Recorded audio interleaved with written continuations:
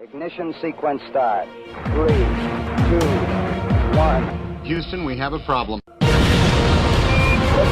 We have a liftoff. We copy you on the ground. You got a bunch of guys about to turn blue. What you're seeing here is a mirage. What's going on, everyone? It's Jaron from Jeranism, back with another live video for you today, this afternoon, or morning, if you're in Hawaii, evening, if you're over somewhere in the East, wherever you might be. Welcome to the show. It is Friday. It's time for another Friday Lounge. Number 12 already. Man, we're blowing through these. Moon 2080. Why did I call it that? I don't know, because I always have to call it something. And for that, we'll look at that in a little bit, but it just seems to me that eventually they'll probably go to the moon, probably in 2080, just because by then I'll be 100 and dead and long gone, but then it'll just get pushed out. So 2080 for now, be pushed out a little bit, probably 2120. It's my next guess after that. So, welcome to the show. We got a big group of people joining us. Let's introduce them all. First, we've got the best voice in Flat Earth, Karen B. Karen, how are you? I'm doing great. Thanks for having me again. Yeah, it's always great to have you. Thanks for joining us. I do appreciate it. And we've also got, who else do we have? We have Austin Whitsitt in the house. Austin, are you there? Hey, yeah, I'm doing good, man. Glad to be here. Sweet, yeah. We'll have to talk to you about some stuff that happened on your channel this week, but awesome that you're going live, doing great work over there, so thank you for that. And, of course, if you want to follow his channel, that link, like everybody else's, I believe, is in the description, and you can just search for Whitsitt Gets It, even though I realized that I've been spelling it wrong the whole time. I think I corrected it in this week's edition. So it's W-I-T-S-I-T, correct? Yeah, I changed it to wit just to simplify it. Ah, gotcha. All right, and who else do we have? We have Iru Landucci. Iru. Hello, everyone. How you doing? Welcome to the show. Nice to be here again. Happy to have you, and we've got Iru with a couple updates and things that are going on over there. Where are you at today?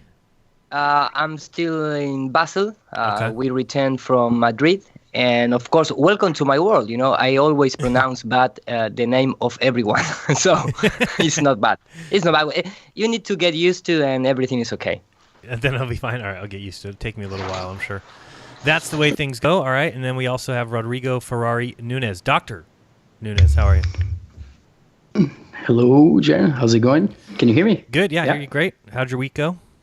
Good, very good. Yeah, Good. Just busy. It was flying so fast this week. I can't believe it's Friday again. I know, for sure. It seems like it just keeps popping up every other day. Yeah. And then we also have joining us, I think for the first time on this show, or maybe, no, you came on last week, that's right.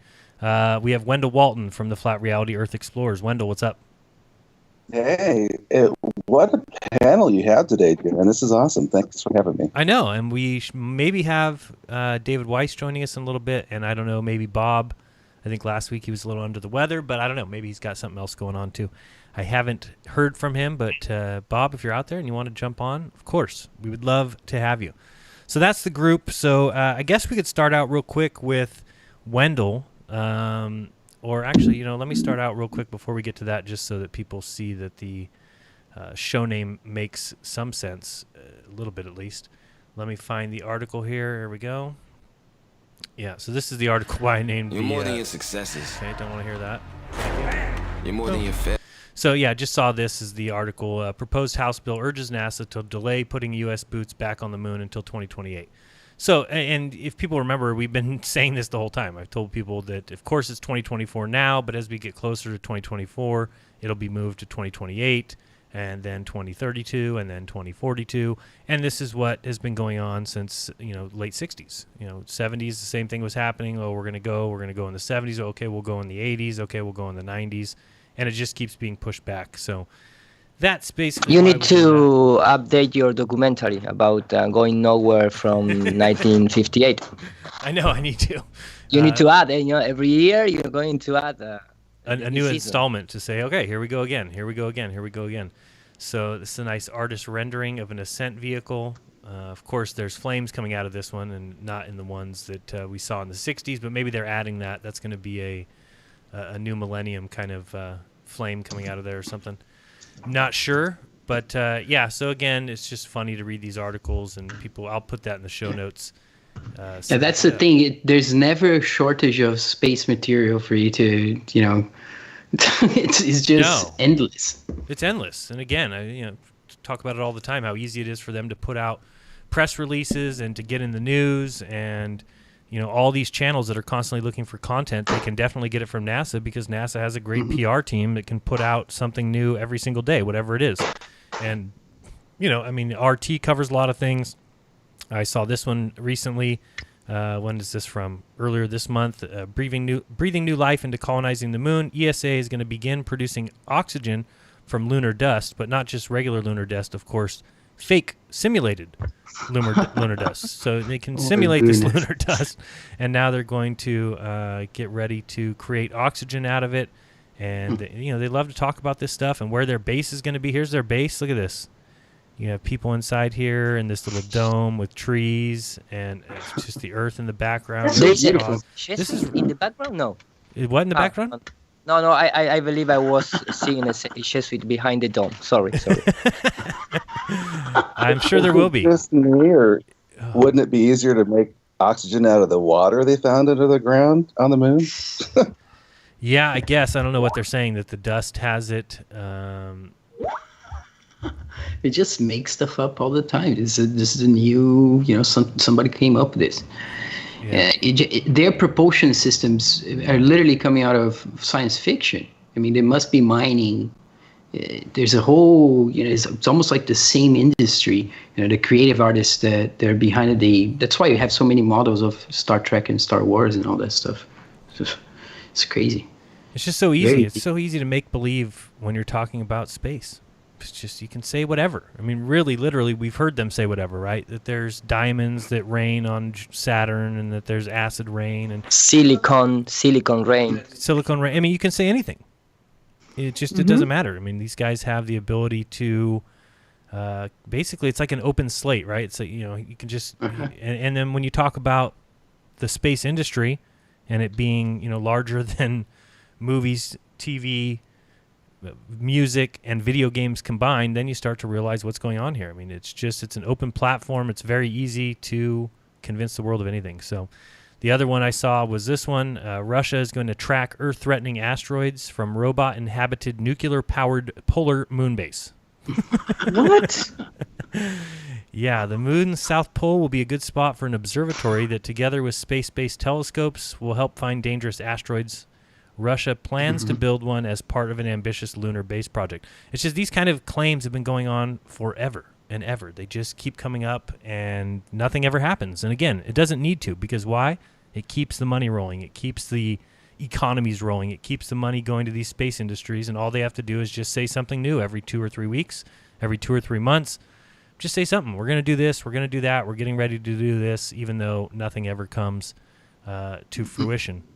So. And the fear strategy here is very clear. Look at that picture before, the one with the rocks flying over the city. They like comparing it. It's very scary. Kids will be memorizing the different asteroids and their names and their routes and, how they look and what's in them and stuff like that. That's part of the curriculum. They control all this information. As long as they control it, like we know with the moon rocks, like they may catch them in Antarctica, and they're the first to catalog that piece of geology. Then they can add pressure to it and do different processes, and then publish something because they own the journals. And they publish something saying that's from the moon because of this and that, and they come up with different measurements, and that's it. And that stays in the history of it, and everyone has to refer to it. That's another great part about that American Moon documentary, where at least they're talking to that guy, and he flat out says that they can create these moon rocks, that it would be quite possible to take some sort of ancient rock that hasn't been touched or hasn't been weathered, say from Antarctica, if you want to say that, or from Greenland possibly, whatever, take this rock, put it into some sort of a machine that can either blast it with radiation or do whatever it needs to do to get it to be what they call moon rocks. It's pretty simple, and the guy admits that. So, and they've been talking about the ISS, that it will be, I think originally it was supposed to be 2020, then that got moved to 2024 when they would take it down. Now it says the life expectancy of the ISS is clear. It's 2028, and the modules are good to last for 15 to 20 years. Is it worth sending them to 3 or 4 years and later sink it with the entire station? I'm not so certain. He explained this is talking about the guy from Russia. Because again, they just keep pushing this out, even though we've all admitted, or at least reported on the fact that nothing is happening on the ISS. So, Iru, one thing I wanted to ask you about: did you see the thing that everybody's talking about, the 1 take, 1 hour ISS? Yes, I saw it. What'd you think of that? The first thing is it's not still a live feed. Of course not. And it's done. I mean, I say before, many times before, that there are really good things made by NASA, because they are not so dumb, when they have a lot of time to post-product the final result. Right. But the thing is, it's not compatible with live feed. I mean, if you have that kind of freedom, with that kind of fresh, behavior from the astronaut, the woman making sports and the guys talking each other and blah, blah, blah. Why you fail so badly in the live feed when you start getting, with the cables in front and start, all that kind of thing is not compatible for me. I mean, it's clearly we are still, everyone out there can still compare video and the footage that they present in the live feeds with the supposedly 1 take shot, but who knows how they take to edit that piece of video. So if you start compare that, it's immediately something is bad. Something is wrong in the way that this guy operate in live mode in comparison with the post-production feed. Mm-hmm. And it just makes no sense to me as far as if they have satellites like they say they do, and there's, I don't know, 3,000 of them, 4,000 of them, whatever. I don't know what the new satellites. The new number of the year is, or whatever. You can look up that. That's a fun thing just to search on Google and try and find out how many satellites there are. You'll find numbers, 15,000, 4,000, 1,000. There's 8,000. There's 20,000. You'll just find any number you want. But I've never understood how they cannot do live feeds like that. I mean, why would that need to be 1 take, or then just why can't you do it live? And again, even if they said they were doing it live, which they don't, you never see anything out the window that would be able to prove that it's live anyway. So, of course, no, because the only way to prove that it's real, really live video coming from the ISS. For getting happy a flat earther is going to be a lot of things. It's not just enough because you go outside, because you need to get something to compare. Right. If you're going to go outside in the window on the ISS, well, go outside, I don't know, in particular moment when, light of the city go off, a big city go off with the lights, or something that you can compare here on Earth. Because if not, we are still in the film situation. Right. It's a film movie situation without the technical orientation of correcting the color to present more dramatic, scenes or things like that. They use this kind of clean look, like Blair Witch or that kind of things to go more realistic, because they Moving don't a lot. Exactly. They take out the visual concept and the visual language of films. So for the mind of the people, it's like, okay, these guys are up there working, and well, they produce this one shot because the flat earthers are asking for that, right? Mm-hmm. Yeah, but we caught the cuts, and at the end there's the BS, and from that you cannot get around the BS. I saw it. Yes. The asteroids hitting, they closed the cupola because the asteroids will be hitting it. And, over all these years, how many asteroids have hit this thing? Can they always just use duct tape? And then there's a big problem, I thought, is that the Earth was glitching. It was kind of flickering outside the cupola. And it didn't move. That's what Bob pointed out. Like, it wasn't moving as the ISS is supposed to be moving. Yes, they have and not just that. If you go to Quentin Tarantino movies and other directors, and you go behind the scenes, you can see how they, for example, they present as one shot maybe 12-minute scene. But in reality, it was cut like 4 times. But they use all this choreography with the character, passing in front, or maybe just an object that cover one little, or they use simply CGI offset to cover the lens for exactly for 1 second, and then you they did that. Start recording again. So there is a lot of techniques in cinema. Of course, in a movie, you are not going to have one shot from 1 hour, because the movie itself is around 1 hour, 1 hour and a half, 2 hours. So you're not going to do that. But if you want to, you can do it. Yeah. Jaren found a part where it did exactly what you're saying, where it one camera focus on very close up on a wall, and the other camera as well at the same time, and that was a moment where they can do the switch. And then you have the computer to do the rest. I mean, make it perfect. Something that really get fun, and I presented in Madrid was and I share in the comment section like 3-4 weeks ago, was about a live feed from NASA, just a rocket launch, and the official user from NASA, in the chat from YouTube, asking for a CGI artist, and the guy said, at the beginning, I want to be an astronaut, but now I want to be a CGI artist working to NASA. And that was, real. I mean, I have the capture, that frame. I am not saying that the guy is going to work with NASA is going to participate in all this kind of scam. I believe they have very, very selected people to do that.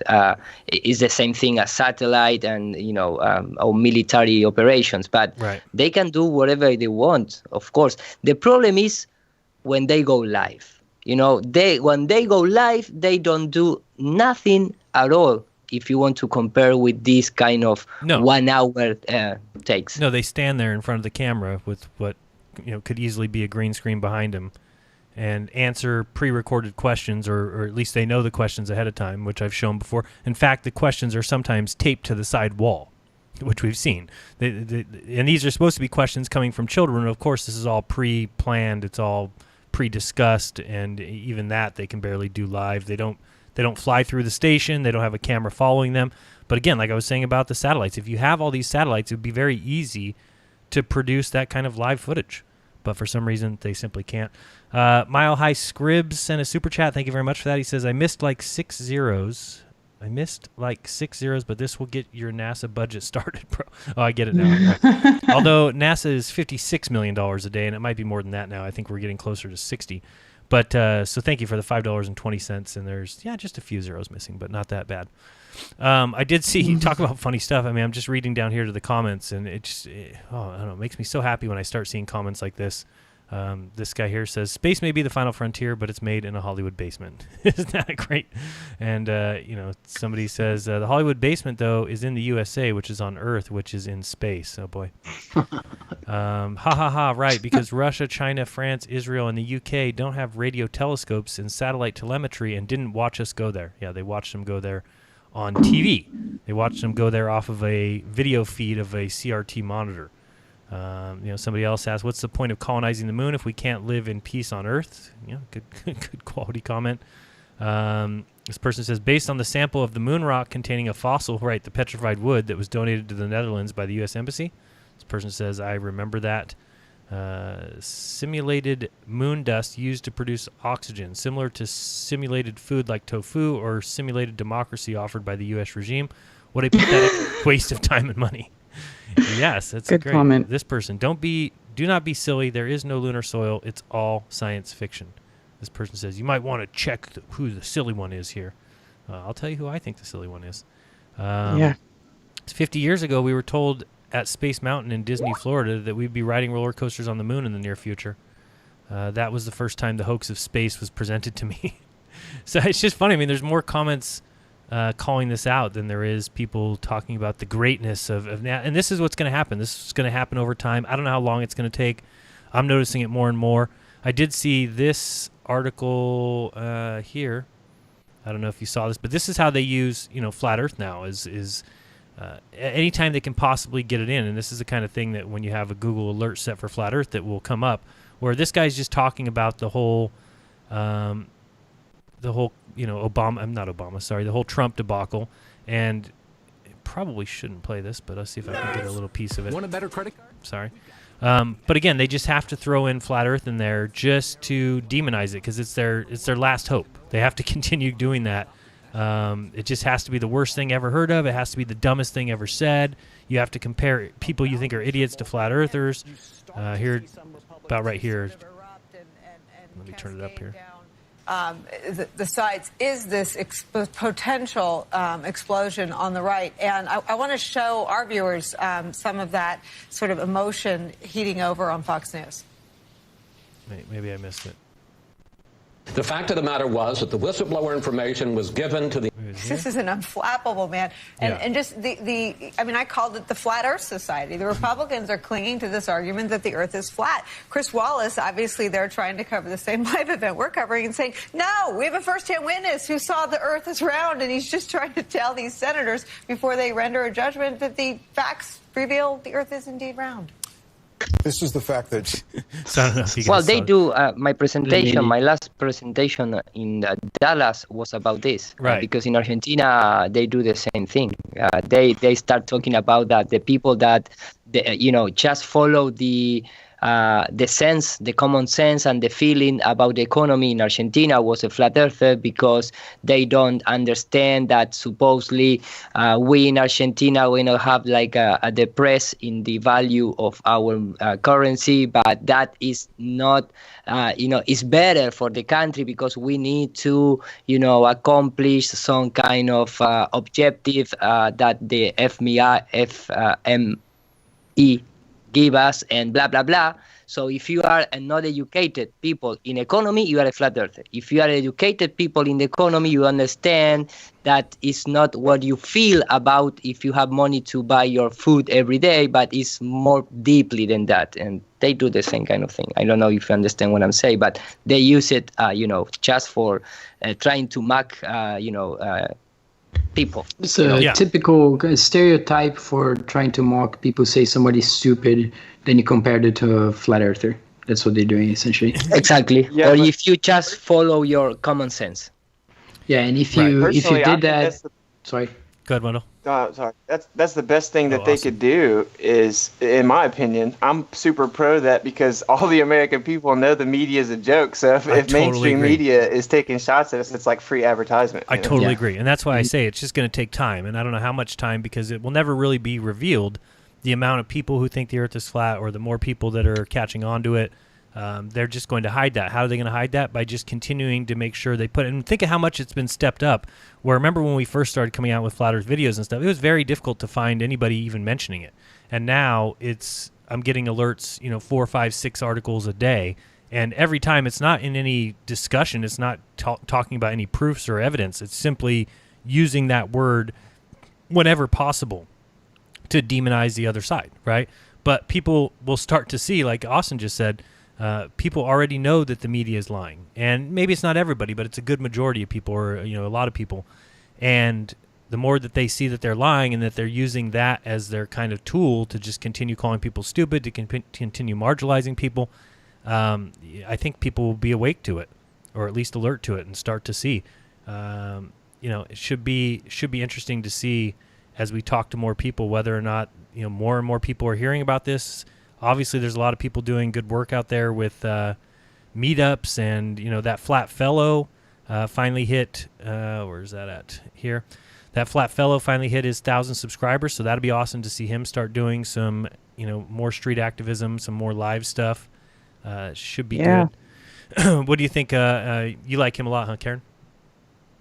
Yeah, he's a really nice guy. He's very genuine, and he invests a lot of his pretty much all his free time. He works full time, and then whenever he's not working, this is what he's doing. And he invests a lot of his own money in materials. He's bought banners, flyers, business cards. He even had this thing with like this wall of iPads. He bought like 6 iPads, cheap iPads, not like, nice ones, but He got a bunch of iPads and he put them all on this wall, and then he like connected them all together to a power source. So each one will be playing like a different video. I think I was watching this video the other day, Flat Smacking the Youth. I think it was this one. There was somewhere where I saw next to his board, was it in this video, that there was a bunch of, okay. So right there. Okay, yeah. Calls That's it funny. the wall of truth. I thought I thought that was somebody selling iPads next to him. So explain what this is. So these are iPads? No, that's him. People try to buy the iPads, but it's him. He's setting it up there so that you can come up and look, and like there'll be like high altitude video, just different videos will be playing on it. Wow. Yeah, it's really cool. That is awesome. He's got a good setup. Yeah, I was watching this video and I saw this and I thought, there must be somebody next to him selling some sort of iPads. I didn't really understand what was going on here. All right, so those are all his. And then what does he have? Videos that he's downloaded on the iPads that are playing then? It's not, Yes. Okay, got you. Yes. That's a great idea. Yeah, that's awesome. And he goes, where is this, like some sort of flea market? Yeah, the regular place is this flea market in Columbia, South Carolina, that he goes to. Mm-hmm. And then, of course, there's different places, every once in a while we all get together and we go to different places and do some flat smacking. But yeah. Awesome. Yeah. So people want to subscribe to him. I know it takes a little while. Austin, how long did it take before you were able to do live stream?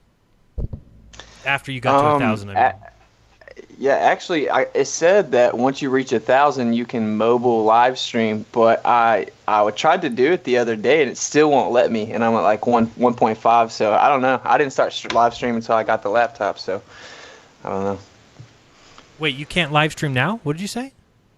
Well, I can you can live stream at any point in time under my understanding with a computer, but you have to reach 1,000 subscribers to live stream with a phone, but it still won't let me. Oh, I got you. So you've been using, but it still won't let you from your phone for some reason. Huh. Maybe something to do with the time of the account and some other criteria. How long? I know it takes a little while after you pass a certain milestone until it clicks in, but it should be for Austin. It's been longer than...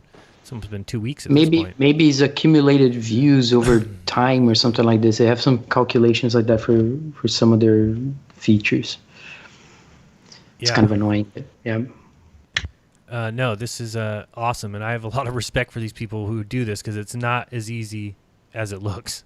It's not easy. It's not easy. No, it's not easy. I went out yesterday to San Francisco to do some of my street interviews, and hit kind of a wall of it's just difficult when you're out there by yourself. And with this you have a table set up so people are walking to you, and when they walk up to you, you kind of have maybe a little audience for a second. When you're out there on the street trying to do it by yourself, people see you with a microphone and they head the other way. Of course. Yeah, I know. I was also in San Francisco, like right at Pier 39, and I realized that was the dumbest place to go because almost everybody there didn't speak English. There was a bunch of Asian people with masks, face masks, like all over the area, like everywhere. There's just like so many people with these paper face masks all over San Francisco, and it was windy, and it was just a little bit more difficult than I thought, but I did have fun with it. There was some great interactions, but I do respect these people so much because it is not easy at all. So definitely, if you want to subscribe to him, it's That Flat Fellow, and I will make sure I put his link in the description because I don't think it's there anymore. Let me grab that. There we go. So yeah, check him out. Also, I did want to mention, just because I talked to Nathan Thompson today, and here are some upcoming meetups. So people can take a few seconds. I'll leave this on the screen. I don't know, Karen, you going to any of these? Yeah, actually, the first one, Greenville, that's tomorrow. I'll be in Greenville tomorrow with Nathan Thompson. We're going to be at a brewery in Greenville called Birds Fly South, and they are children and dog friendly. Okay, and that's tomorrow. So I know it says here, email me for details, flatearthflyers@gmail.com. But one more time, just so if people, since this one is right around the corner, what time and where is it tomorrow? Okay, so tomorrow in Greenville, South Carolina, at a brewery called Birds Fly South, and we will be there, I think, starting around 4 or 5 p.m. We're going to be there hanging out. So come, and it's not like an activism thing, although you can do that while we're there, but this is a meetup for everybody to come hang out and be around like-minded people. Cool. And then February 5th in Atlanta. And again, if you're looking for details on this, get in contact with Nathan Thompson at flatearthflyers@gmail.com. and ask him for location and time data or information. Columbia, South Carolina on February 8th, and then February 22nd in San Antonio, Texas, and then a date to be determined for Richmond, Virginia. So I'll leave that on the screen for a little bit. So I guess let's go to Wendell, just because I want to find out. Wendell, let everybody know kind of what happened. I know you were on Monday Raw, but a lot of people who listen to this show may not listen to my Monday show. So just kind of tell them where you were, what you guys did, and what you guys saw or didn't see, and how the documentary's going. All right. Let me make a couple of quick comments going back to flat smacking. If you're on with Dan the Waterman on Hollywood Boulevard, it's like you're already with a fringe group anyway. So, good point. So you don't really, stick out that much being a flat earther down there, and he does a great job of that. I also think that going to a swap meet is a really good opportunity because people aren't rushing to get from one place to the next. You're just kind of moseying along, checking things out. Right. So, yeah. So maybe they have more time to talk, or you have more time to flat smack. But it's not like what you're saying, Jaron. It's not as easy as what it would seem.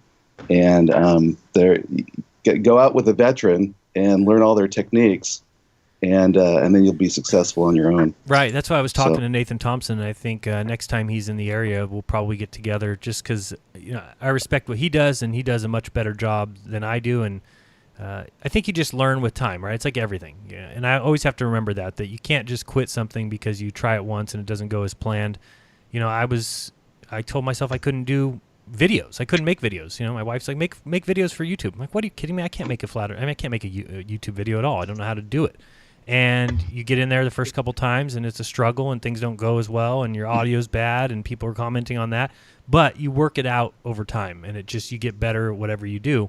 So I think that's part of it too. And maybe people out there, I know if you listen to Monday Night Raw, you hear people call all the time and talk to David and I about how hard it is for them to communicate with their family or friends.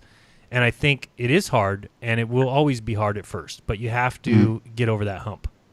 Did you not get any conversations going on camera? No, I did get a few. No, I did get a few. I mean, it wasn't as easy as I thought, and like Karen said, there's a lot, or maybe it was Wendell, but there's a lot of people who were in a rush. Got some people that would just, it was hilarious. Some people that would just stop and say like, I don't have time for this. And I would appreciate it if this would be, I'm making a statement right now that I don't want this to be ever aired on any, it's just funny. It's just Miss and I are just laughing at them. That's California for you though. Yeah. And we're like, just move on. Especially move along, San Francisco. The other thing is I don't think people understand is that if you're in public, you can be filmed. I mean, that's just the way it goes. I mean, it's just, if you don't like to be filmed. I mean, you can tell somebody that all you want, but I don't think it really makes much of a difference. If somebody's in public, they can be filmed. So, again, there was a lot of conversations like that. There was just some other... I have to reform my questions the way I was doing it. It's not as easy as I thought. To strike up that conversation and get somebody interested from the beginning, I don't think it works to talk about flat Earth right from the beginning, right? So then I kind of changed it to asking people how far away the sun was, and there was some funny interactions, but most of them were funny because the people didn't speak English. There's one lady that's walking by. I'm like, hey, I'm just here with Jeranism News asking if you know how far away the sun is. And she looked at me, she says, 3? And I said, 300? 3 what? But then I realized I don't think they spoke English. So it's kind of like, I don't know. I just have to rethink the whole process. Like, do I put that in a video? Is that funny? It's funny to me, but it's really, I could see people who would just comment on that and be like, why is that funny? That lady didn't speak English. Like, it's not a funny, but to me it was funny. But there were some other good ones. I talked to these 2 guys that, walked by, asked them the distance to the sun, and they both looked at each other and they're like, oh, we don't know. And then the guy said, well, for sure, I know it's 1 AU. And I said, and they said, what do you mean? And they said, that's right. The great thing was too. And then I said, oh, you mean 1 astronomical unit? And they said, yes, it's 1 astronomical unit. I said, yes, that is correct. And I said, are you guys college educated? They said, yeah, we both have degrees in physics. What? Yeah, but they knew that it was 1 AU. But then I was like trying to tell them, well, 1 AU, wouldn't that be the same no matter how far it was? Right. Yeah, they just decided to call this unit. It's kind of like you have a centimeter, and they decided it's going to be then the distance from the Earth to the sun. But the problem is that who's measuring that distance? Right. And they just basically put that up there as a way to measure their math. Throw it in their math, even though it's not realistic. It's nuts. No, it's the same thing as them having a time of zero, right? We've talked about that a million times with this whole Big Bang idea, where they say, oh, and if you dare ask an astrophysicist or something, what happened before the Big Bang? They're like, what? There could be nothing before the Big Bang because it starts at zero, right? No, but that guy that tried to debate Wendell's going to remember, that guy said that he was studying what happened before the Big Bang, and he said it. So. Again, they can say anything. They can get away with anything. So it's always he believed it. He believed it. It's some math. It's part of their indoctrination. It's all they live by. That's why they regurgitate all their formulas. Right. That's what's kind of scary in a way. But it's kind of like you want to see an astrophysicist like you see in the book, the Swedish book, Falk. The Voyage. Yeah, the Voyage, right? That kind of, somebody coming out of astrophysics to say, it's total trash, because they haven't had that yet. Right. So there was some good interactions like that, but I want to do it again because we had fun. I did think that it was fun. It was just more difficult than I thought. And then also I was like, okay, well, we don't need to go to somewhere so busy, because you start out at a place like Pier 39 in San Francisco where there's people everywhere, and then you're like, okay, this isn't going to work as well as I thought. So then you try to move off to some street where people are just passing by, and then you realize none of those people want to stop. So then you have to kind of go to, I think where we got the best results was kind of along some little pier area where there was people like standing observing, and it was a little bit more, at least those people weren't walking by me in a rush. And like I said, there was a lot of people that I thought would talk that wouldn't. And just a lot of people who didn't want anything to do with the camera. I hate being on camera. No, I don't. They're kind of like shooing me away. But I think that I can go to places. I think maybe being in a big city and such, it might be an issue there. Maybe think about a place where people are being social, like a fair. That's what I was thinking. Yeah. Fair. So I just think this is where you kind of reformulate your plans, right? Because my plans was at first, we need to go up to San Francisco. I need to go to a big city to do this. Well, we went to the big city. It takes me 2.5 hours to get to San Francisco. By the time we get there and we do everything, then we're looking at each other like, you know what? This would be easier basically in our hometown mall. It really would have been easier to not. So I think we're just going to kind of reformulate the way we do it. And it may take all day to get as many people as you would want to get to talk to you. Whereas we went up there and gave ourselves 3 hours. I don't know if you guys know how it is to park at Pier 39 in San Francisco, but it's like $3.75 an hour to park. So, we're like feeding this meter. We had like 2.5 hours, like, let's go do it. But in 2.5 hours, there's just not enough content to create a video out of. And then the other... Yeah, San Francisco, I thought of like Hate Street. That's a place that people go, that you have all the crazies kind of walking around, I guess you can say it. Yeah, no, that's crazy. So we were at the pier, but there was just too many foreigners that wouldn't really make for a good video. But again, we're going to keep doing it. We're going to keep trying it because it was fun. And then the only other problem I had was my microphone that I use has only 4 buttons on it. And it's got like an up and down button and then a record button and then a power button. And twice, I didn't know, but by holding down the record button for too long, it records over the last file. Absolutely it's so stupid it does that. So you really have to pay attention to make sure you're hitting, because I didn't even realize it till after. There was one like 15-minute segment where Missa was recording for 15 minutes. I had my mic on for 15 minutes. We finished that one. We're like, oh, that was pretty good. Okay, let's go on to the next file. But I held it down too long, and I didn't realize it, and it started recording over it.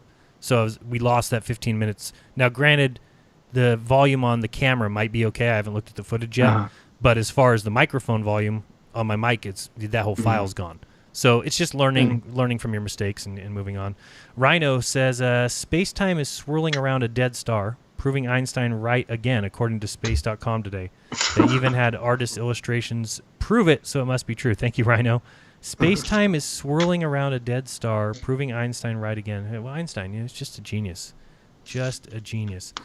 No, so that anyway. proved George Lucas. A dead star is from George Lucas, not from Einstein. Sorry, guys. No, he said dead star. But I guess that's the same. Death Star, right? Yeah, I guess, Bob, do you see the message? Bob saying that he might pop up later. Yeah, I saw that. So thank you, Bob, for tuning in. We appreciate that. And if you want to jump on, feel free. But no, so anyway, it was fun. We had a good time, and we'll do it again and not have to drive so far. But then I'm looking at it too. I think it would be great to have Nathan there. I think it'd be great to have a few more people there. And then I was thinking like, oh, this would have been great to do like when we were in downtown Amsterdam. Remember, Karen? And all the people were there. It was like a better atmosphere where I could have gone up to the people who had stopped to look at our, banners and stuff. Mm-hmm. Like those people now those people I could have gone and talked to because they were already kind of engulfed in that. Well, when we went out there, I didn't have any flyers or any banners. So it was just me with a microphone. A lot of people avoid that, Yeah. And then again, well, I think the Europeans are much more open to conversation on the street than Americans are, though. Absolutely personally. True. Yeah. So, and then I was kind of reading some articles last night when I got back just on how to do street interviews, seeing what and there was people on there saying that you have to go out there all day, that you really have to do it from 8 a.m. till 6, 7 o'clock at night, just to get enough people that will talk to you, because that's the hardest thing, is to get people that will actually stop and talk to you. And some did, and some were apprehensive about it at first, and then once they realized that you were not being a jerk, they would stop and talk to you. But I didn't know, how you bring flat Earth into it, at what point. Or did I even want to do that? Because really the subject was, and there was a couple funny people. I mean, there's some guy talking to me about the moon landings, and I asked him whether he thought we went to the moon. He's like, yeah. Well, why do you think that? Well, because they told me that. And he goes, but they do lie about everything. They are lying about everything. I'm like, yeah, exactly. So why do you believe that story? He's like, well, that's what society tells us we have to believe. So we got in that conversation a little bit. And there was another guy that was kind of doing the same thing about the moon hoax. And then I asked him about Jeffrey Epstein, do you think he killed himself? And he's like, I don't know. There's a lot of people who want him dead. So there were some good conversations, but I think there could have been a lot more, and I look forward to doing that in the future because it was fun. And I think there was some funny answers and some things that at least I think was funny, and I'd put in a video. But again, I just have a feeling as soon as I did, all the comments would be people saying, that's rude. That person didn't know what you were talking about. It's not fair to talk to that person. Why did you interview children? Because at one point, a couple and their children were walking by. And I asked the parents, and the parents then looked at their children. We're asking the children, do you guys know? And the children, one little girl says, 10,000 miles. And it's just funny. But at the same time, I could see where people would be like, that's not good for video. You shouldn't put that in there. So it's just everybody always is going to complain about something. Oh boy, so I wouldn't worry about that. No, I just got to, that's what I mean. It's just got to get over it and be like, screw it. You're going to put it in there. And if people don't like it, as I always say, don't watch. It's the easiest thing in the world. You can police yourself is what you don't. If you don't like the show, I've gotten a few emails, people saying, I don't like the Friday lounges. They're too hard to listen to. It's too long. I don't know where there's good content in there. I'm like, okay, don't watch. Exactly. I don't know what else to tell you. It's like if you don't like it, that's okay. There's a lot of people emailing that are saying that they do like it and messaging me and commenting that they do enjoy it. So you can't please everybody. Believe me. I used to think, I don't know about you guys, Karen, when you first started YouTube or anybody else, did you have this idea that you could please everybody at some point? Maybe it's just me. Yes, of course. Yeah, of course. Yeah. I don't know what the hell's wrong with me. At the beginning, I reply every comment. Right. Oh, no. Every comment. I was like, wow. 1 year. I did that too. Reply every single comment. And then I understand, like, in real life, you have bad people that want to, ruin your life or, just comment. Waste your time. Right. Waste your time, yeah. That's the one. Wasting your time is the big one. I don't know. And that just is a sign, I think, of people who have no life, obviously, because I don't understand how people can take the time to do that. I mean, I don't know. I guess you have to be a terrible person. I just can't imagine taking up somebody's life for all the wrong reasons, and to lie to them and to just basically waste their time just for your own enjoyment. For me, I don't get off on things like that, sorry, but other people do. So anyway, okay, Wendell, I totally stole your thunder. You were talking and we interrupted you. Right. Go ahead, sorry. That happens when here you're on the lounge. Smacking, you can always offer cash. Because actually, when Nathan Thompson was with us out on Hollywood Boulevard, when that Swiss TV was doing their interviews, he whips out his wallet and he goes up to this guy and he goes, I'll offer you $40 if you can tell me the circumference of the Earth. Right. And he couldn't do it, but it kind of got him engaged, right? Right. So later on, when we were sitting down and I had my 17-year-old daughter with me, Nathan turns to my daughter and says, okay, so what's the circumference of the Earth? And she's like, well, I think it's about 24,000 miles, right? And he goes, yeah, see, flat earthers know. Right. enough, right? No, yeah, I definitely saw that, and there was only one person out of everybody that we talked to about the distance to the sun that turned around right away and said 93 million miles. So, okay, one person. Yeah, but most people don't know that. When I was out with Tommy and them, that flat fellow, we were asking people that, and people didn't know. They would just start changing the subject, or they don't even know how they figured out the distance to the sun. Most people don't know these things at all. But not even the astrophysicists would know that. You saw that with the Wakey interview. Remember that she could barely know a bunch of things that were basic to her cosmology. Right. It's nuts. But I mean, one good thing here, Jaron, is that you get history of what you're doing. You come out once and you come out twice. Later, you have a big collection of what you're doing. You can come up. You can, if you start getting some good subjects soon and change your strategy, and you have a whole history of it. That's always cool. No, that's the plan. And like I said, we had fun, and I'm always looking for things that my wife and I can do that don't cost any money other than gas to get there. But you can go to the Pier 39 and you don't have to spend a penny. And you just kind of walk around. We had a great day, other than, weather being a little bit windy, but it's a great day. We enjoyed it, and I can't wait to get out there again, wherever that might be. But I do enjoy these flat smacking videos where, at least in this one by that fat fellow, he's by himself. But I do love the ones that, we do with the activism, and of course the Globe Light Tour in the UK was awesome. Just to see a group of people there and then have people that come up to you. I think that would be awesome. So I think Wendell was saying, the idea of a swap meet is a good idea. I don't know how much it is. We have a flea market here in town. I don't know what it costs to have a table, but now I was thinking after seeing it, I'm like, okay, well, if you have a table and you have a banner up and you have some flyers down and you wait till the people come to your table and then you interview those people, well, then you're kind of at least, you're having people basically volunteer to do it. Rather than when you're on the street, people have somewhere to go. I don't think they're thinking of stopping and speaking to somebody just because they have a microphone. Especially, and again, we talked about this, right? The aesthetics of the whole thing. I mean, Miss is just filming me with a small camera. So, I mean, if it doesn't look very professional, I don't think anybody actually thinks I'm with the news, although my little microphone flags say Jeranism News, and I introduce myself as being from Jeranism News. But again, we'll have to see how it goes. It's still fun. And good stuff. San Jose flea market is one of the largest in the country, Jaron, just FYI. That one's huge. Yeah. Yeah. So, something like that, or even going to a local mall and just, I think of it now, I'm like, okay, well, with all the people that walked by us and denied us in San Francisco versus the amount of people that did talk to me, if I went to my local mall, I don't think that number would be worse. If anything, it might be better.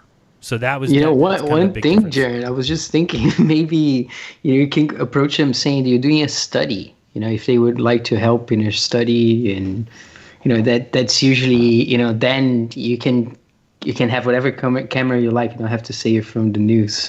You can say, maybe they'll be even more willing to help if you say it is a study. Maybe you're studying how people respond to, and you have a big channel on YouTube. You can say, I have a YouTube channel, but this is a study for a documentary I'm doing or something like this.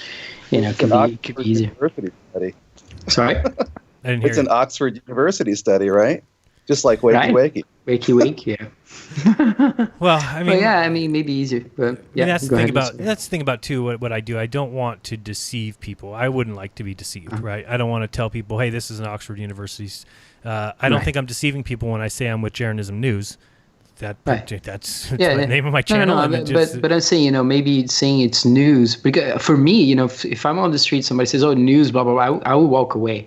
But if it's a student or a few students and they say, or someone who has a channel who's looking at, I would be more willing, and they say, yeah, I'm asking these interesting questions for my study. I wish I get enough responses so I can get a significant sample. Right. And I'm going to present it on my channel. This is my channel. You can give them a card or something, and are you willing to just ask a few questions and to answer a few questions, and that's it. That could be, I don't know. It's just like you hone down, see whatever works. See what works. Yep. No, that's the way it goes. It's always a learning experience and learning process. So, yeah. All right, Wendell, again, we've interrupted you many times over. All right, well, I'll try to transition here, yeah. and I'll use this as an example. So sure. Just so folks know, you don't have to go out on the street to do any flat smacking. Those opportunities will present themselves. So when we're getting ready to go to the salt flats and to try to get like a horizontal observation, one of the ideas we had, set up a bunch of lights and also to get some road flares. So I ordered a bunch of road flares and went down to Pep Boys to pick them up. And the three guys behind the counter are like, well, wow, what are all these road flares for? So I just started flat smacking them, telling them exactly what was going on. So those opportunities will present themselves wherever you're at. You don't necessarily need to go out to the street to flat smack. So anyone can push that envelope. Or like what Shelley was saying at the conference is like, go on to the Jubilee Media, the Flat Earthers versus Scientists, and now there's over 130,000 plus comments. Just start flat smacking there and provide a pushback, a rebuttal, and you've moved us a little bit farther towards the truth.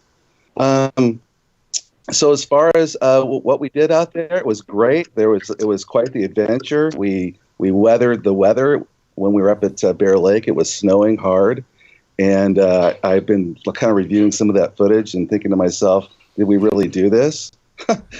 We're really out there. It's amazing. So I'm just glad that we're all back safe and sound, that we didn't die like sliding off the road when we were trying to get to this cemetery on a 7-mile dirt road that we almost got stuck on, and it was all muddy, and I've got footage of that. And I mean, it's just crazy. Or getting hit by a train on the tracks. Now, who in their right mind would get on the railroad track to take, footage, try to get like a 38 to 40 mile, like laser or mirror observation. Flat Earth. It's Flat Earth, exactly. And it's pretty scary. I haven't been that close to a train track when a train has gone by, but I would not suggest doing that at all. You should not give him that. No, don't give him that. Imagine Flat Earther dies trying to make laser tests and hit by a train. Right, it's coming. For Flat Earth. So, it was a lot of fun, though. And we did learn a lot. What was interesting, when we're talking about NASA doing these things live and stuff, is like, where are the failures? Because we've all have gone out and done our own observations, and that sometimes they fail. Well, if it was real, if NASA was real, we'd see the failures as well, but we don't. So we see a little bit. Okay, so the Columbia explodes, and but the small failures, like, hey, I'm out there walking in space and I lose my tool or a nut or whatever. We don't see any of that stuff that we should. So the things that we did learn was, for example, when we first got there, because of the weather on the salt flats is what I'm talking about, we had to start right away. So our camera guy flew into Salt Lake, and then we went out to the salt flats and just tried to do a mirror flash, because the next day it was supposed to snow. So here we are in this 35-mile stretch of road, and getting all set up. Okay, and then here this big utility truck comes and blocks. It's driving down the road. How are we going to flash around him? So, those kind of things happen as well. And then when we were out at Bear Lake, we could see the source of the laser from one location, but then the other location, we couldn't see the source of the other laser.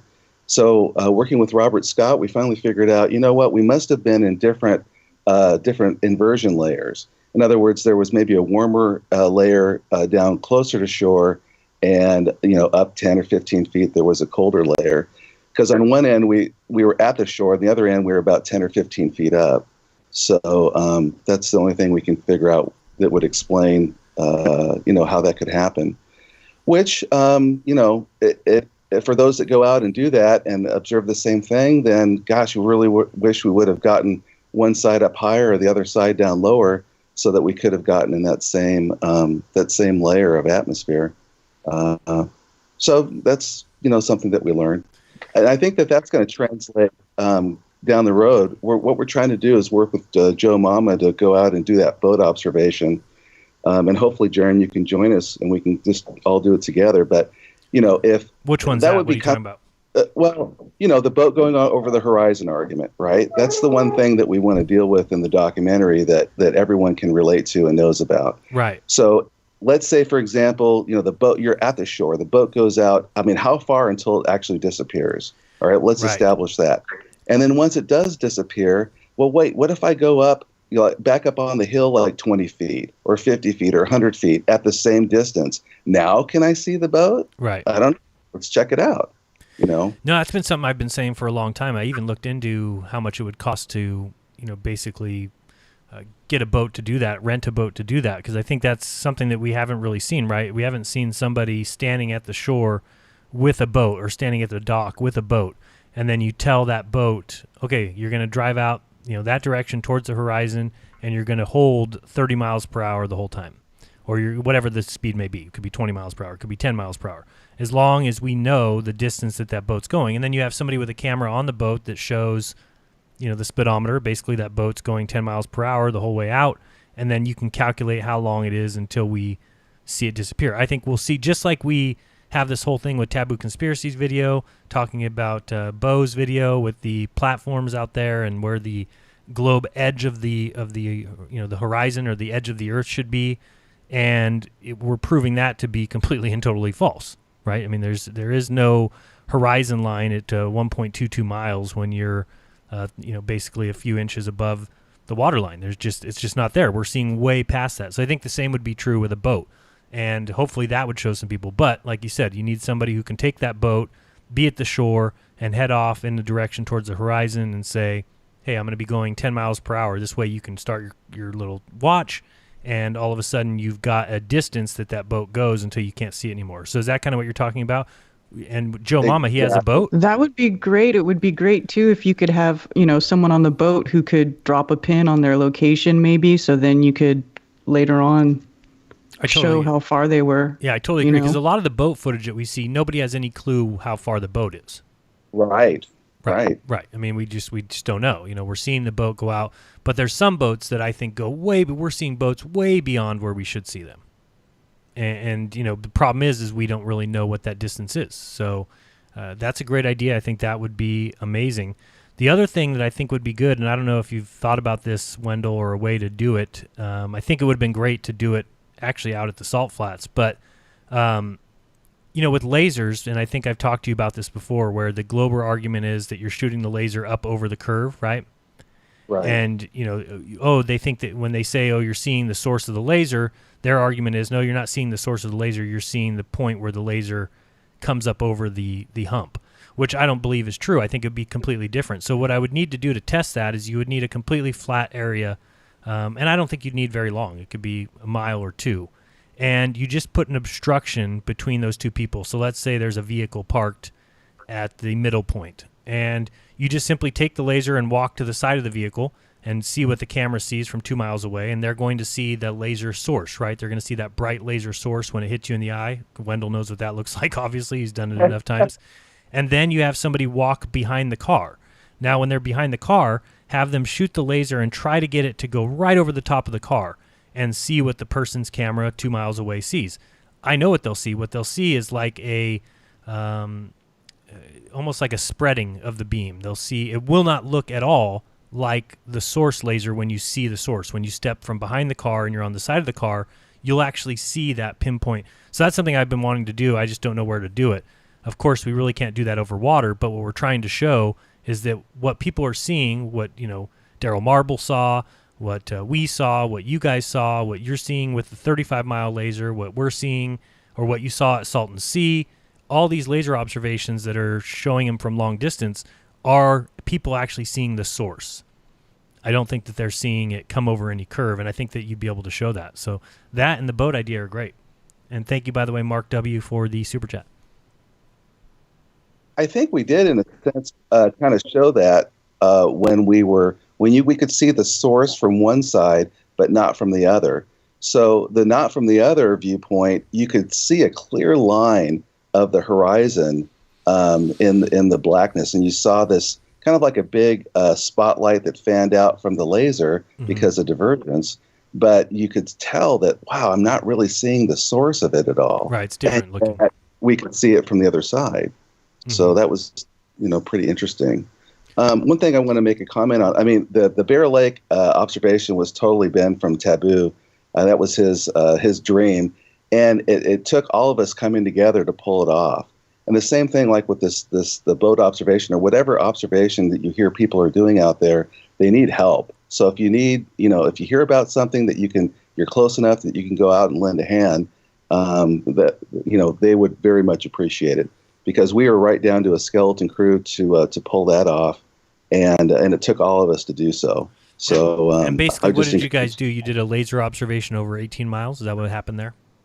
Yeah, it was cloudy. We couldn't do a mirror flash, but at night we did set up and do the laser observation from both for over, let's see, about I'd say a good 18 and a half miles, 18 3/4 probably. Right. So. And of course, the drop on that should be huge, and the hump should be huge, and we shouldn't be able to see that laser. So that's good. Anything else you want to talk about that particular observation, or do you guys have anything coming up? Just trying to schedule, or we're trying to go through what we have already. It's kind of, the script is writing itself with everything that we've got.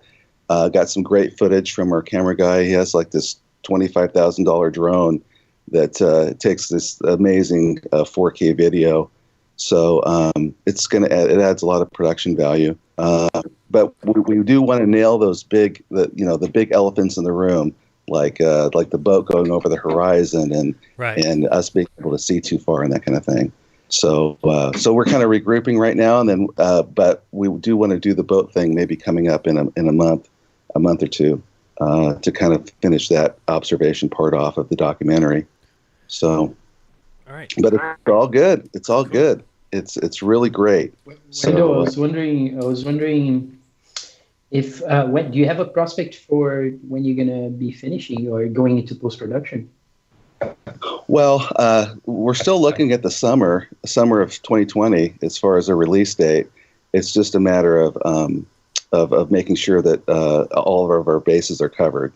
So, like I mentioned before, when we did all the interviews in Dallas of the speakers, it ended up being about 200 pages of transcripted material.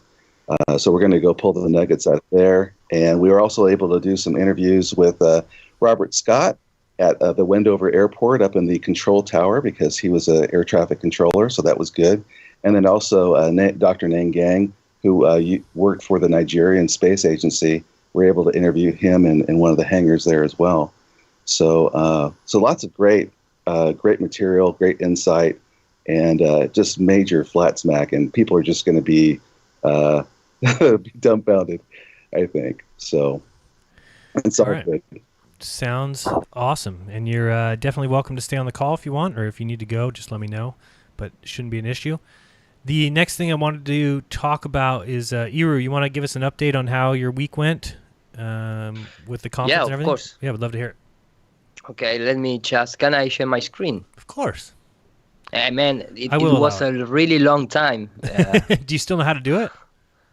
I believe okay, figure it out. I remember it's a button, right? Yeah, there's a button down in the corner. Yes. Okay, supposedly I'm presenting. You are.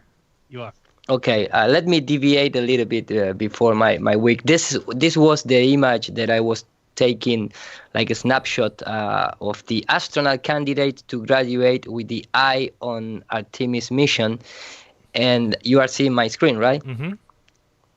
Okay, and this was the advice from the NASA employee that said that at first I want to be an astronaut, but now I want to be an animator. If I were to work with NASA, I will work in mission control in Houston. We need all sort of skill at NASA. Wow, that's in the chat. You can interpret it in your face. I mean, I don't, I am not, maybe I misunderstand the word animator.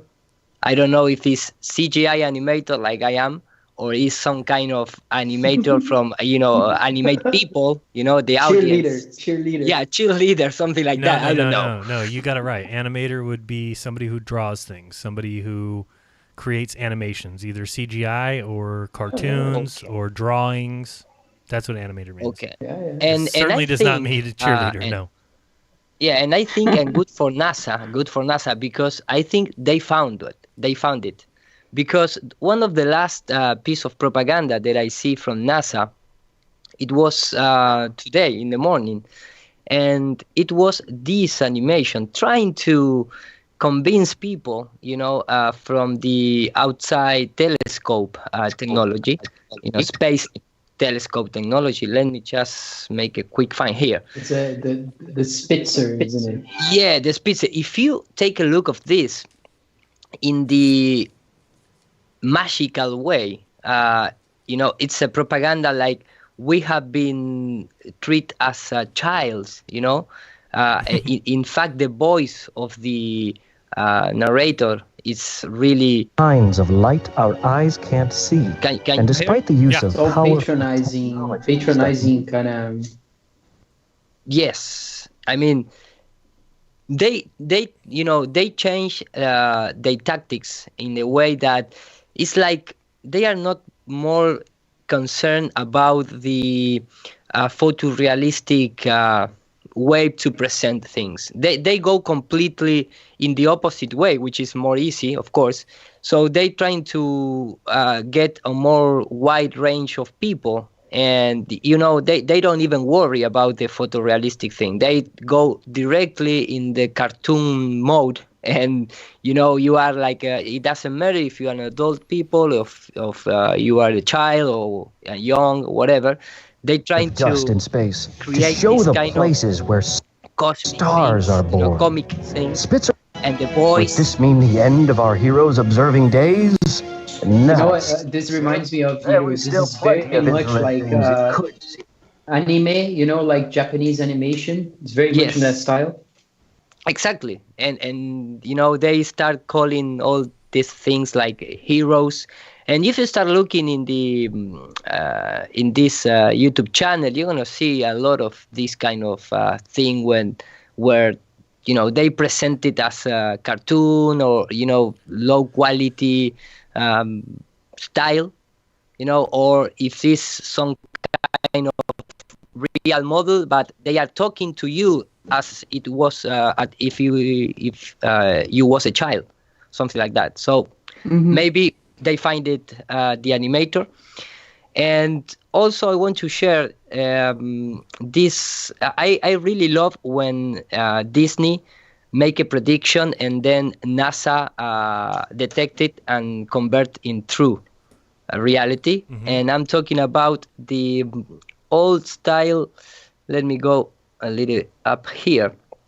And that was really fun because it was supposedly the Skylab, they mount a telescope, which the name was the ATM for the, well, this is in Spanish, but it's like the Apollo telescope mount, and it was, put it in the Skylab as a sun observatory to study the sun. But this was in the 70 decade, okay? But in the 1959, Walt Disney present this. It was part of the Spaceman series that they present to brainwash the people before they go to the moon and things like that. And if you take a look, the Disney Eyes in Space, when they present the sun flares, it's the same thing that supposedly Skylab filmed directly from the cabin of the Skylab. And I mean, it's impossible to have like a direct observation from the Skylab to the sun and have the same kind of flare, with the only difference is the contrast in the color. Right. Oh my goodness. Oh my goodness. Yeah, that stuff doesn't age well.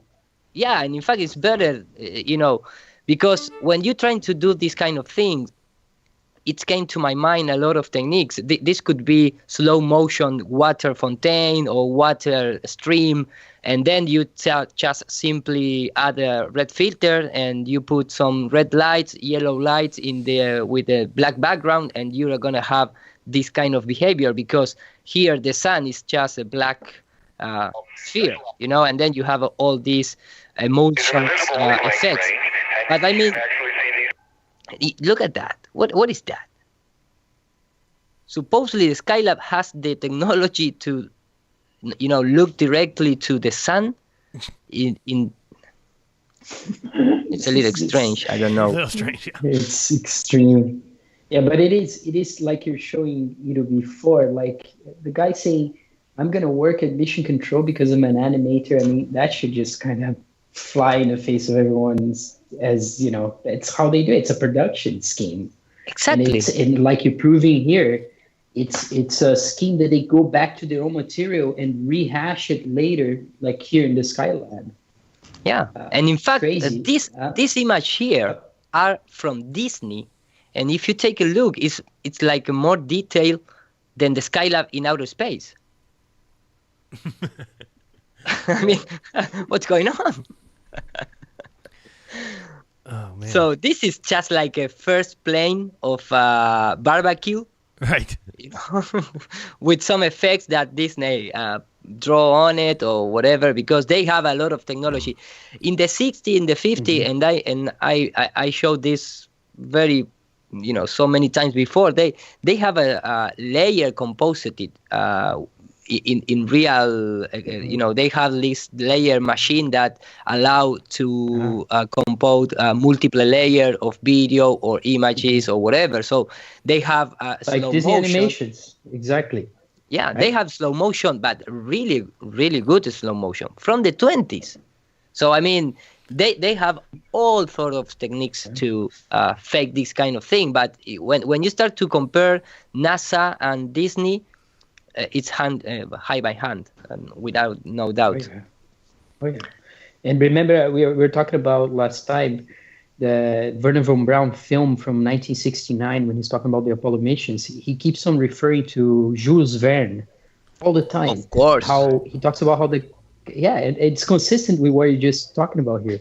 Yeah, and in fact, this is part of my presentation in Madrid, and this is a nice topic to talk about. Not now, but the artificial man-made comet from NASA from 60s and 70s, dropping aluminum and barium in the upper atmosphere, and they are, there is a really, artificial comet made by NASA, patent.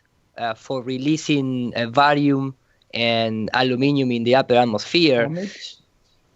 Not just comet, they trying to detect the magnetic fields of the Earth, but inside of the Earth, not outside in the outer space.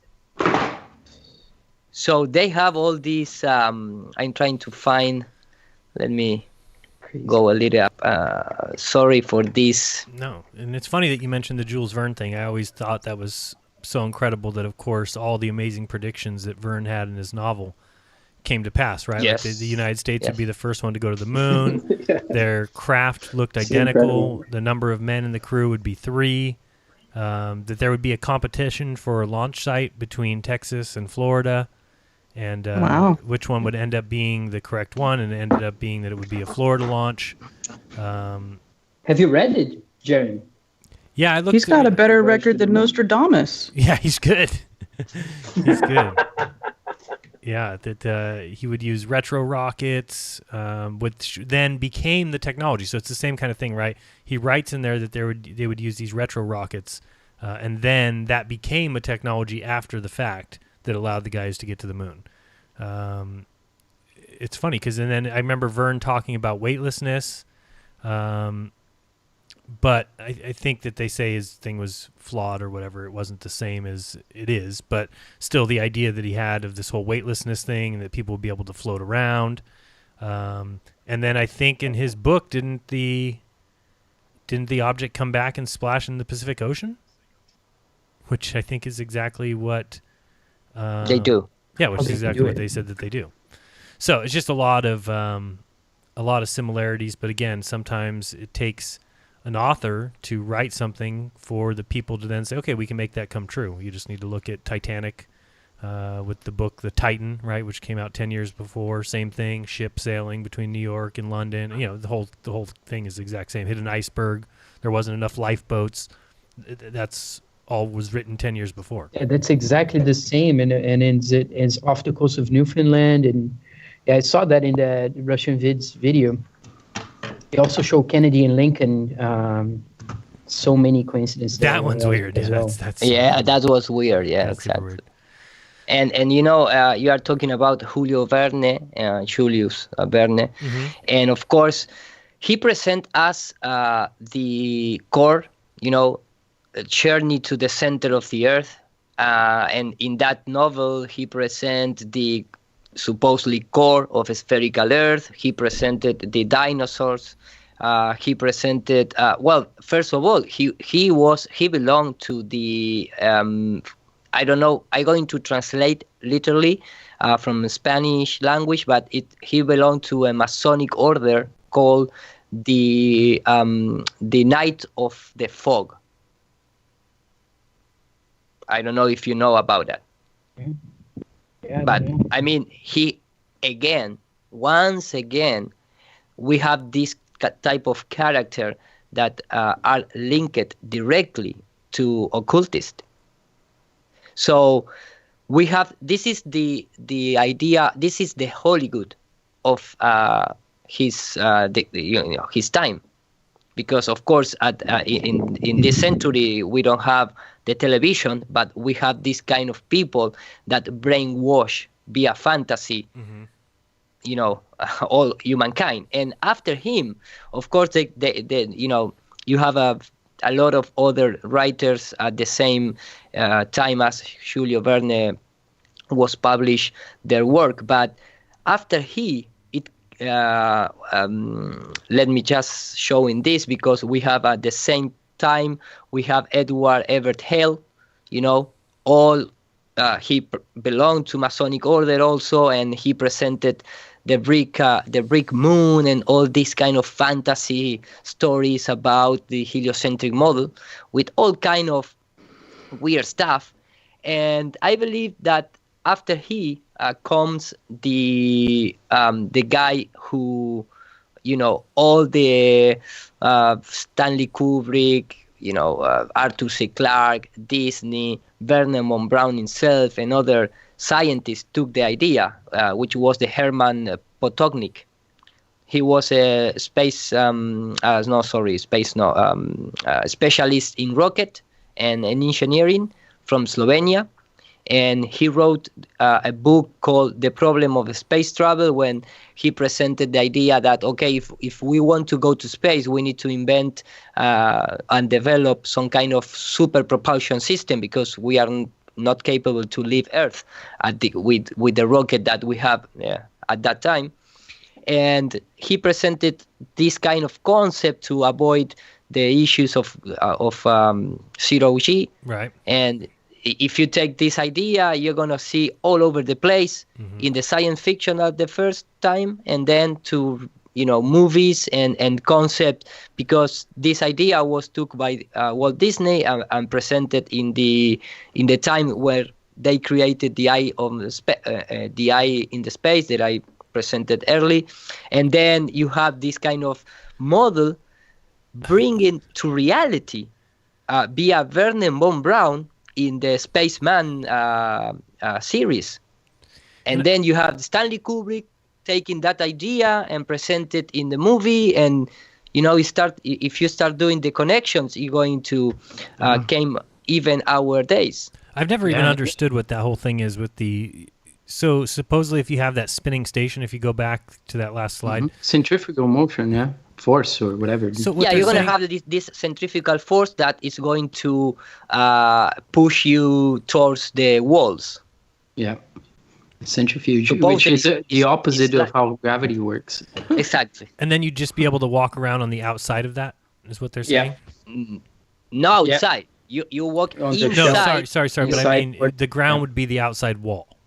Yeah, the ceiling, or the outside wall of that donut. Yeah, you have which is so orientation lame. in That this would never way. work. I don't think it would work at all. No, it And would they just be show spinning around you. Yeah, and they show it in the 2001 Space Odyssey is exactly what they have. And they show how it supposedly works with them walking very slowly. I'm not sure you remember that. Yeah, I remember that. I remember that scene. That certainly didn't seem to fit either. But I think at the time they thought that was what reasonable. Yeah. I think that haven't they let that all go, Iru? What again, please? They never did it. This craft, they don't consider this anymore, right? No. There's a video No, of Werner von Braun. See, look at his picture. He would talk about it like it could happen. Yeah. Right. No, he said it had to happen. He said but that's that the way it had to be. idea came from Potocnik. This from his book. Right. A copy. Yeah, the Russians. This was 1970s. 1917. When he published the book of the problem for going into space. So of course this guy died, and all his idea was taken by Disney and Bernard von Braun. It's interesting that you showed the American on the slide 128 there. You have the yellow cover 128. It's interesting because it reminds me of the other thing, which is Orson Welles, right? That guy, he's like the owner of the Boston Daily Advertiser. So it's like, the connection with news agencies as well. And Orson Welles, Citizen Kane talks about it and shows how the media manipulates and Orson Welles was involved in the reading of the Invasion from Mars in the 20s, right? Yeah, of course. And of course, Walt Disney studied in the De Molay International, which is kind of, it's a Masonic education, and they still are operating in our days. Then you have Bernard von Braun being like a Disney artist, like Britney Spears or Justin Bieber. It's the same thing, but with another purpose. But that is the real thing. I mean, Walt Disney always have this educational media company. It's not an entertainment. It's an educational media company. They use entertainment because they know that entertainment is like getting down your feelings, your emotions, until they point that you are like in an alpha state, so they can put whatever information they want into your existence, into your reality. So they use all these trauma techniques. And I remember, for example, a really nice trauma technique to implement. Nice trauma. Nice trauma. Yeah. No, but that's for real, man. I remember, and I have it here in my PowerPoint presentation. For example, when the 9/11 happens, I don't know exactly how long they take to present to the public, but they have the ISS from space as well. Showing the smoke column. All disasters, they show everything, anything, anywhere. The Australian fire. Look at this. I'm gonna put play, and this is directly from NASA channel, and you can see this like a miniature, some kind of maquette toy, because it's not moving an inch. It's 2001, and the third expedition to the International Space Station. No clue. But that's supposedly real. I mean, that is not, like animation, like the Carrie Coleman, the former astronaut, said in her presentation.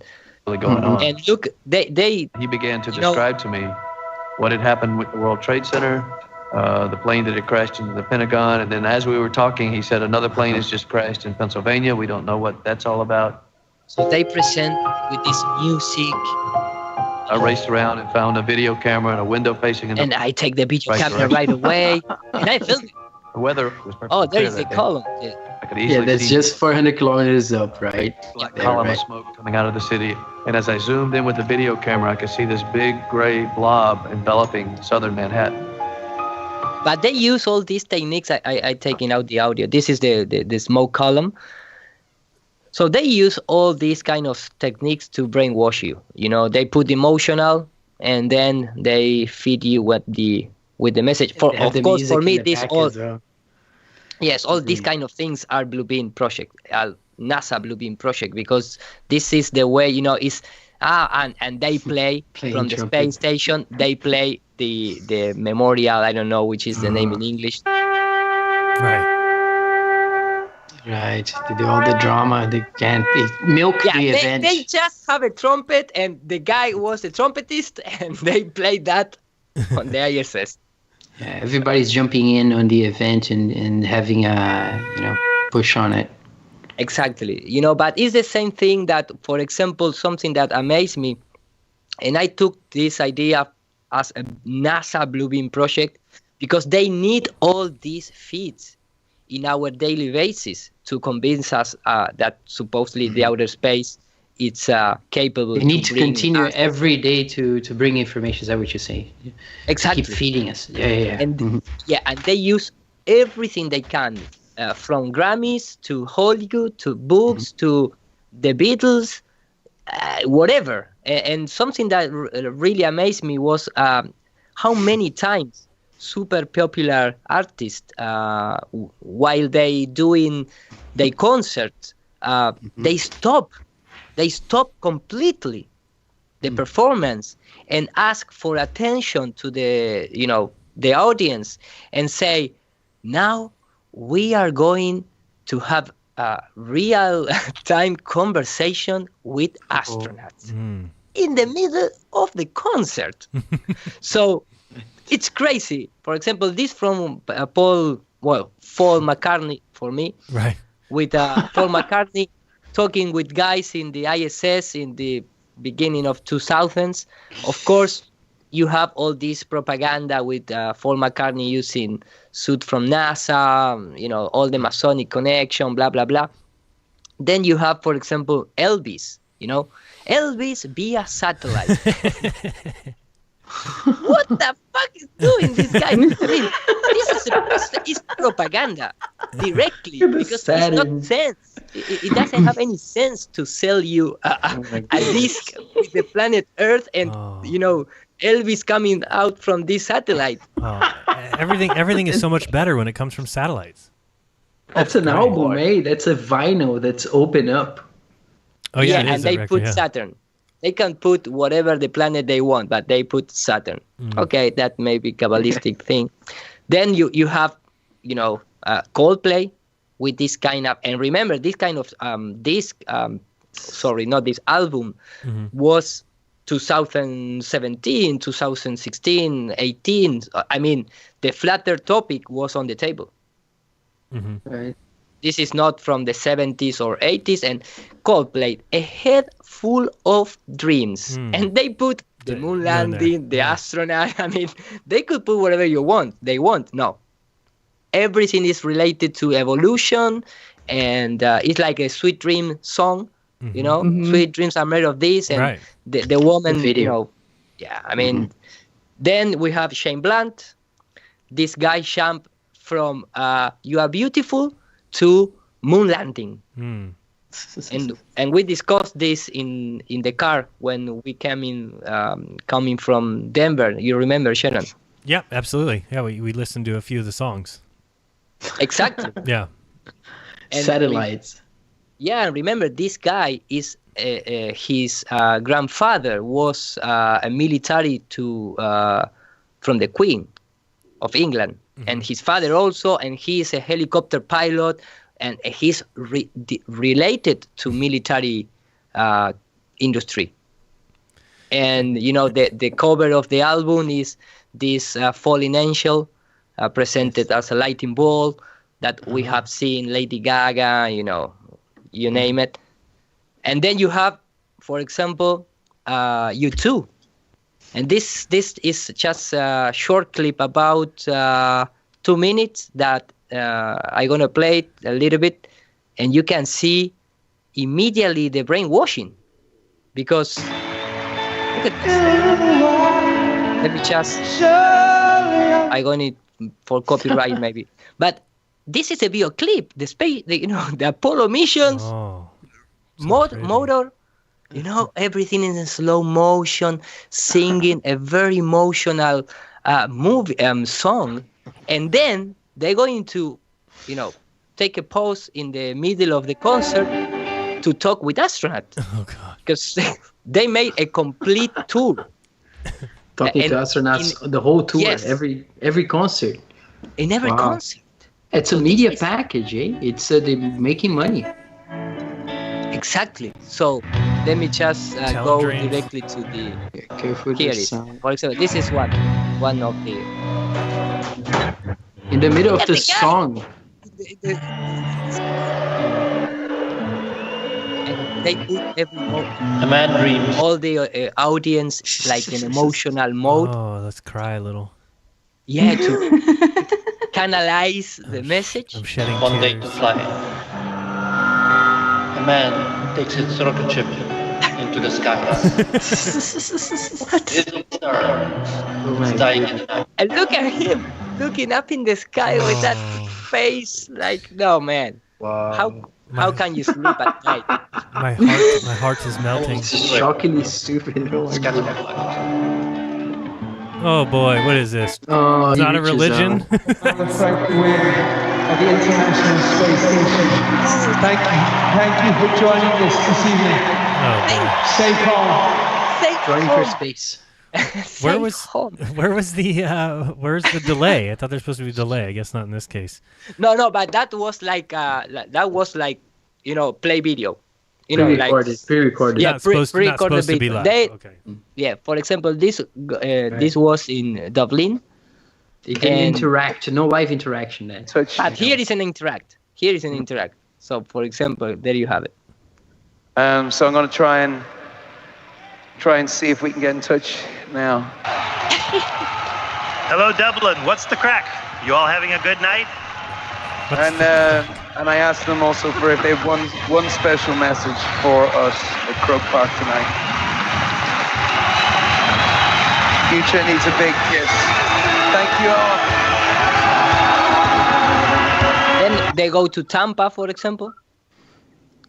And on our little space, Henry thinks it's a great idea for you to give us your perspective on our little planet. While you're not on our little planet. The clown nose. The clown nose is classic. How do we look from here? How does our little planet look? Guy? Well, I will tell you, every time that I look downstairs, I see a fantastic planet. It's like a dome edit too. When there's clouds, there's amazing image. Sometimes you see the moon and earth at the same time in the perspective that we cannot see. And I'm looking all around me. I see stars. I see darkness. I see emptiness. I see star, darkness and emptiness. He says stars, emptiness, and darkness, and beauty, and glory, and fear, and fright. So you're seeing God, Close, yeah. By the way, David Weiss sent me a Venmo payment, and he says, "Tell Iru to swear more." So just letting you know. Okay. Dave Weiss wants to hear more Iru F-bombs. Send it to me if you want to. Yes. I do something. There you go. So I'm gonna finish with, the most important philosophical message of the heliocentric model, which is you are a piece of shit. Right, of course. You know what? Planet Earth looks so great, but also so fragile. So this is a tribute to Earth, and I'm telling you, you're looking great, and we should not forget that we have a great privilege to live on planet Earth. I can get idiots to always an idiot. Like, is that the idea? Why in the hell would he be wearing a clown nose? Because it's the Poetry Society. What? So it's like some kind of reference to the Poetry Society. And it really is just a reference Bono to clowns, which is you are the first clown in space. No, man. All the astronauts are clowns. There's been many a clown in space. That was an easy joke, of course. He's walking in the shoulders of clowns. Yeah. Oh, God. So let's get for Lift off here. Lift off, and they put that image. Are you ready for lift off, Tampa? Are you ready for lift off, Tampa? Total and they play, completely brainwashing, man. I mean, that's serious. I didn't know that you two did this. Well, probably they have it's a media package, like we were saying. It has to be. It's kind of like Nestle. Nestle needs research for making cappuccino foam. You know, they connect with the big artists, like huge bands that will have sold out concerts in stadiums, and then they plug in their shite in there, and they pay the band probably millions. Yeah. Well, you know, U2 and Bono, they're always used in this propaganda bullshit. Like, he's always pushing that climate change crap, you know. Exactly. He's always doing that stuff. Or this cover from Deep Purple called, Infinite, and they use the Antarctica. So, I mean, is that a coincidence or what? You know, they use all this kind of, and about U2, What's that symbol, is it from a band or does it mean something? It's from the singer of Deep Purple. It's the sign of that. The new singer. No, exactly. But if you take a look, this is the Aleister Crowley type of symbol. Symbolism, that's what I'm wondering. Yes, it's like the telema and also the infinite from the sun and, all this kind of symbology. Maybe it's not directly straightforward, the telema symbol, because the telema symbol is with straight lines, but they just, making curved lines, but it's the same thing. It's the same thing. And then you have, for example, about the U2, you have all, for me, Pink Floyd, The Wall, of course, that it's my interpretation. They used this white wall in the, cover, and could be a direct reference to the Antarctic wall. But about the U2, there is a documentary, and I just put a few for the presentation, but here you can see 50 minutes that Bono was training by NASA.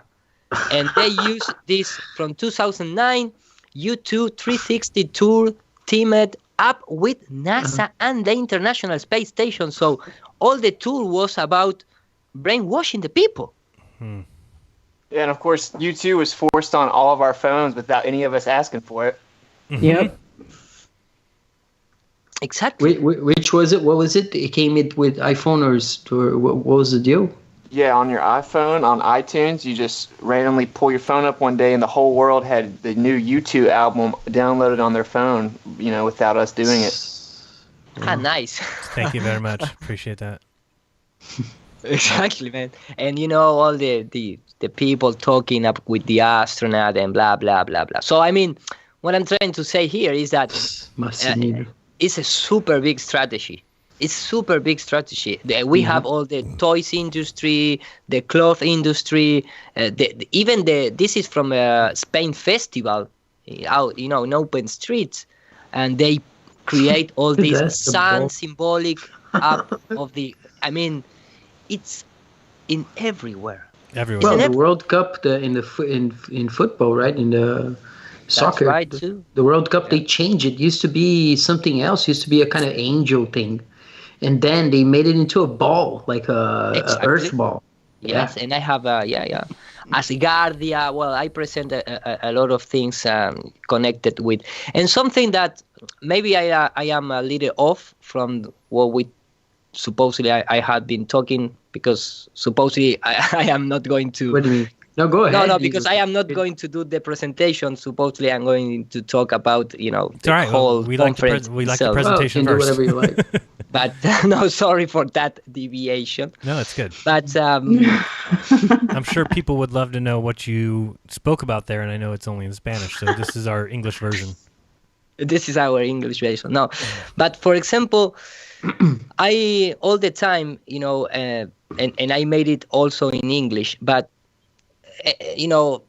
every time that someone asks you, like, okay, if the satellite is not up there, why we have GPS. Right. And they direct link GPS to satellites. Right. And I presented this a few times in Globbuster Show, which is all the things, not all, but a lot of things that carry on. A nice list of things. Yeah, to understand the real quote-unquote GPS, but not only GPS, but also the telecommunication, the satellite telecommunication thing or technology.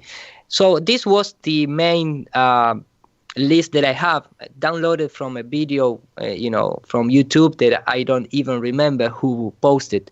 So before going to the conference, I decided I'm going to put pictures to these numbers because I want to check it if they are really exist, this kind of technology. And of course, they are all exist. And there are all amazing things where you can find just simply to put in the name in Google and start study what is the information that presented from internet or whatever you want, whatever source you want to use it. But all this exists, and it's all this kind of technology that they use to... What's this stratospheric platform airship, number 15? This one's. Yeah, this was amazing. Of course, all this goes up to 20 kilometers, all with solar panels, and they can stay up there months in the stationary and area. probably longer. Probably longer than a month. Months. Yeah, many months. Yeah, many months. Many months. I just put in pictures here, but if you type it and you press enter, you're gonna have all the technical stuff. Yeah, you showed a little bit of this before, with the NASA. Remember, you had yes. But something that when I was looking for Google Loon system, I was searching. I was connected with a group of people that they launch dual balloons up to the stratosphere, and they have the video. But look how flat it is. Up there, 34 kilometers. And of course, there are going to be people that they're going to try to do this. They're going to try to put into Photoshop and say, let me just press here. And they say, no, because if I compress, I can see a curve. Look. There it is. Yes, you are a liar. They are a scam. Here I can see the curve. No, it's the optics. It's how the optics works. And in fact, this is a fisheye lens that I don't even correct it. Right. That is as it is. As is it. And then, keep, because... the hot spot under the sun as well is pretty telling. You can see there. Yes, exactly. Here. But of course, after this, I, keep clicking and clicking and clicking. And I came with, for example, let me just, because I haven't here organized. Let me go to here. I was, for example, I ended with the supposedly the Voyager 2 in 1981 sending pictures from Saturn, Oh yeah, I love those. Yeah. To Saturn, range 1,700,000 miles, speed, blah blah blah. So I mean, when you start looking this all supposedly technology at that time, look at the nerds that we have here. And this is straight from NASA. Okay, this is not just a random scientist. I am not going to play the audio because we don't need it. But supposedly the Voyager 2 send in real time this kind of a picture to these old computers. Can you imagine? But look how they receive it. I mean, right now it's receiving the image from Saturn live. Oh boy! Wow. What? And I have plenty of this documentary from NASA. Where's the Earth? No, we don't know, man. We don't need to take pictures of the Earth. That's important. But I mean, this is more advanced than Cassini, which was 25 years later. Exactly. So they send it all this, and they start looking, and all the documentary talking about the layers and stuff, they pointing to it and saying, "Oh, yes. Here and here, la la la." Blah blah blah, and all the documentary it's about, wow, we never thought that could be happen. Oh, we never thought that could be real. I mean, because supposedly that pictures reveal a lot of new things about Saturn, but they never show even one rock of the supposedly rings of rocks orbiting Saturn. But I mean, when you go to the old stuff, look at that. I mean, what is that?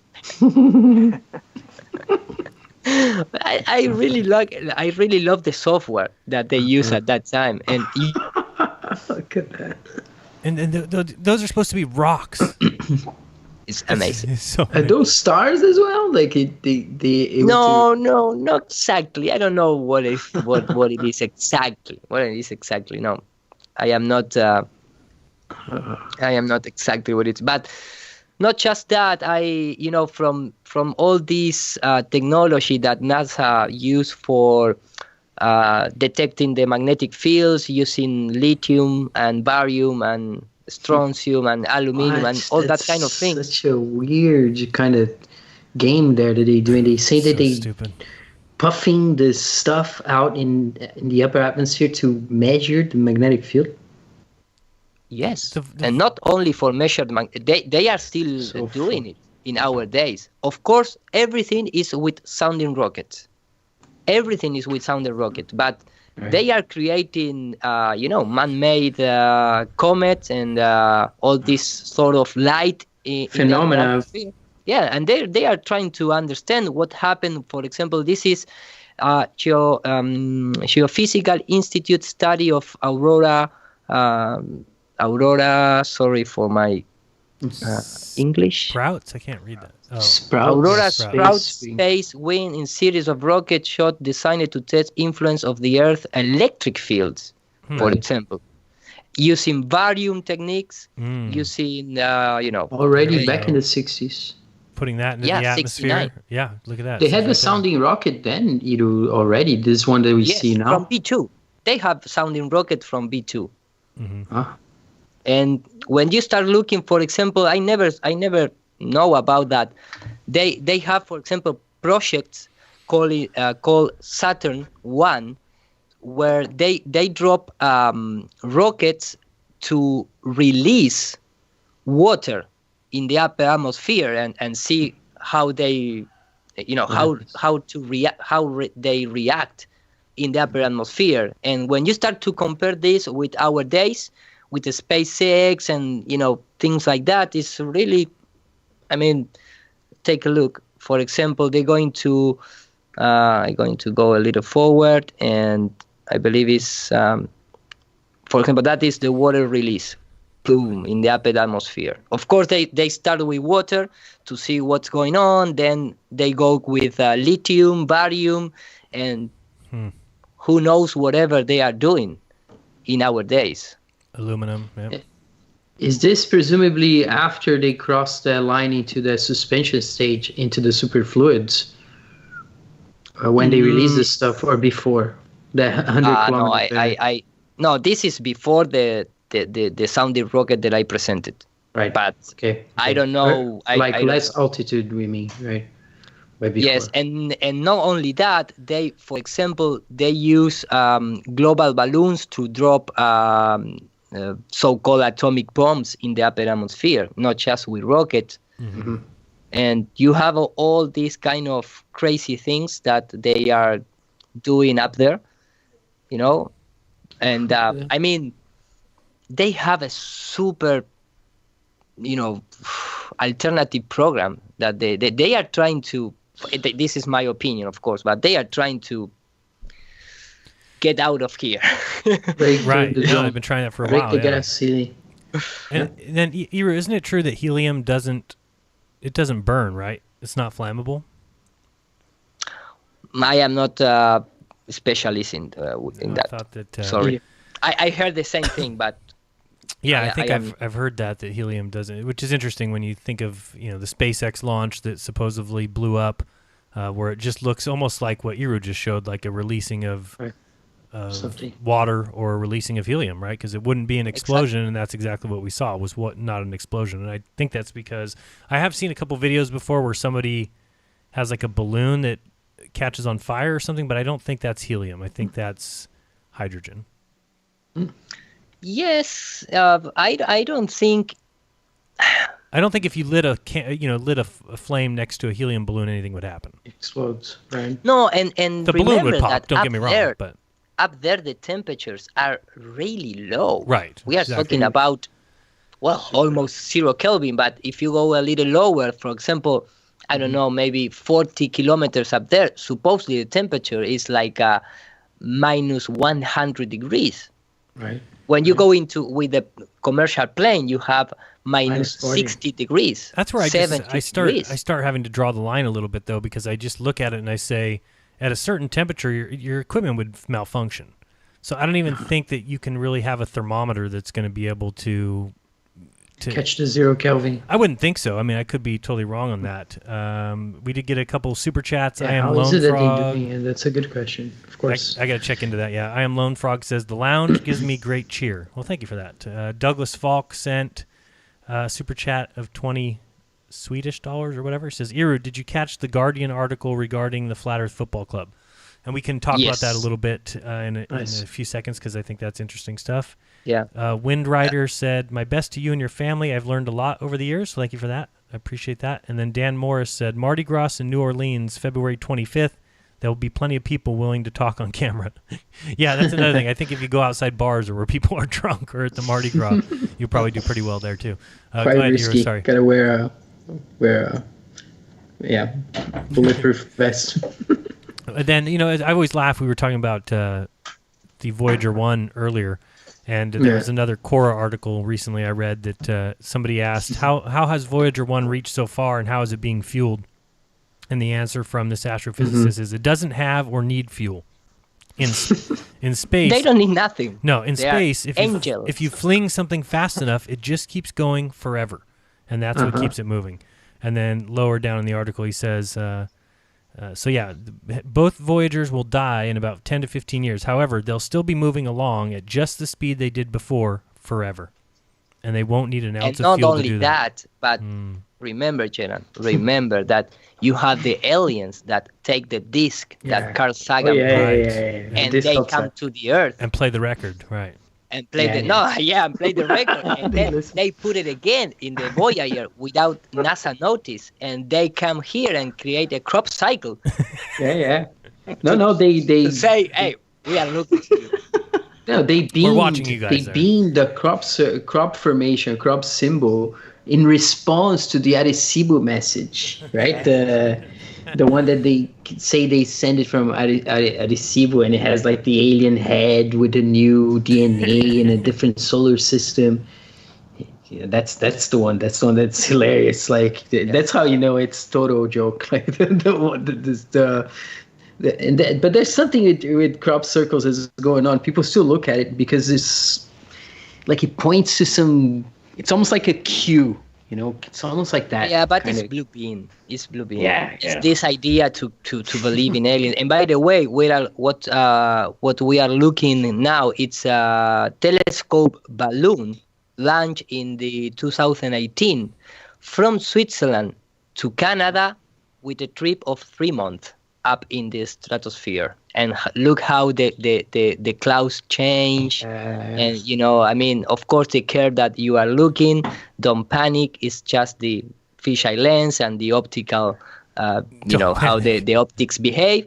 But 3 months. Yeah. And with a journey from Sweden to Canada. But look at that! On a balloon? How different, like you're saying, the clouds here, they're moving way fast. Is this a time lapse? Very fast? Of course. Yeah. I don't know how fast it is because I just found it, pretty and slow, I'm it's sure. not. It doesn't have any kind of description. But looks like it's on the water almost here. Yeah.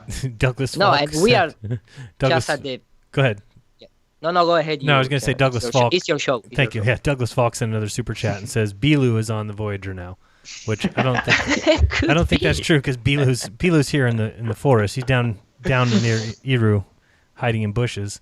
And Andrews SD says a half moon seen from the south is lit on the right. The north will see it lit on their left. NASA deluded people that people see the same moon phase all over the Earth. Their globe model depends on it.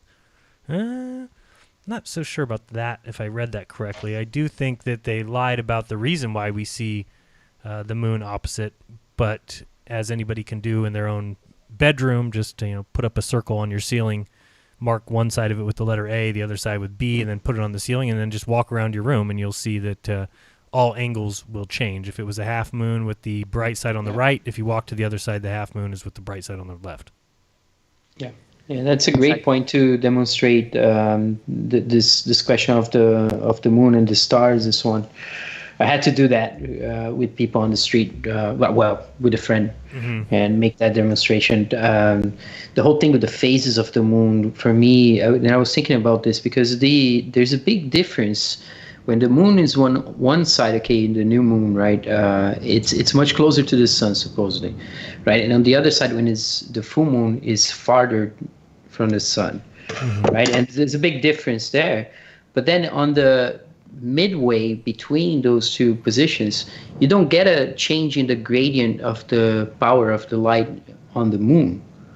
Right, you get that very strong dividing line. It's very clear, right? The light of the moon, but its intensity doesn't change with that supposed distance change in the solar system in their model.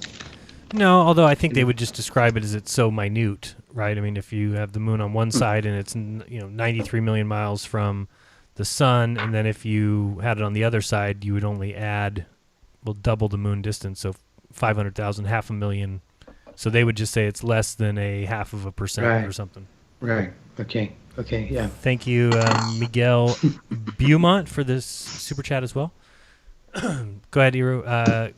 Continue on. I interrupted you. No. I just showing this, and something that caught my attention was what is the night, for example.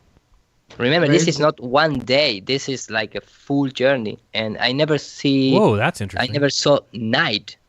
I don't know if they cut off or what happened. That's not supposed to be. You said that's supposed to be the full journey, or just supposedly many months. No. Supposedly it's like a super time lapse of the full journey. I'm going to try to find more information, but I because this was this idea to. Clicking links between links that I found just because I want to collect stuff. Search about the GPS technology that they use and trying to prove that all these lists exist in real life, right. And just going putting this kind of name and start One question, on that, is it Norwegian or Swedish? The Swedish from Sweden to Canada, supposedly. It traveled. Yeah, it traveled. Yeah, and do they have any images from the thing itself, from the telescope? No, not that one. But I have here a link, Pilot, because I'm start searching about the Pilot telescope, and that was this is the it's carried on by this is the one of the many telescope that this is a really huge telescope. This is the lens of the telescope supposedly, and this is another lens, and this is gear. This is a mission on a balloon. On a balloon. Yeah, everything is on balloon. Imagine that. Everything is on balloon. So they use all this from the size of the balloon. It's huge. And it's not only one balloon. It's a big balloon that carry on. It's like a network of 2 balloons. And when you go here, for example, to pilot this kind of, all these, space agencies are linked. So, for example, this was, if you start to compare this is, for the regular public, this could be easily a satellite. They treat as a satellite, of course, they transfer to the station, they package, blah, blah, blah, blah. It is. And they put it into a balloon and they drop it to the stratosphere. This is one of the pictures, supposedly, of course, with the fisheye lens and everything. But then we lost you for a second. You'll be back. Okay. There you go. We continue? Good. You're good. Okay. So supposedly this telescope has the ability to map the cosmic background radiation. So it's the same thing as Sophia. For example, you have Sophia that do every single exactly, thing that supposedly Hubble does. Right. So now you have this kind of technology that recreate the same technology that supposedly the COVE prove, or this all NASA, prove that, the satellite equipment that supposedly detect the background cosmic radiation, but it's all made with this kind of course, they drop it in the stratosphere because they need no atmosphere interference. But it's 40 all kilometers. X-ray. And then what happens when that needs to come down? They just then take it down and re-put it back up? Or They have the ability to send it to the ground in the control mode. They don't need to explode the. No. They just release this is the telescope. It's a really big.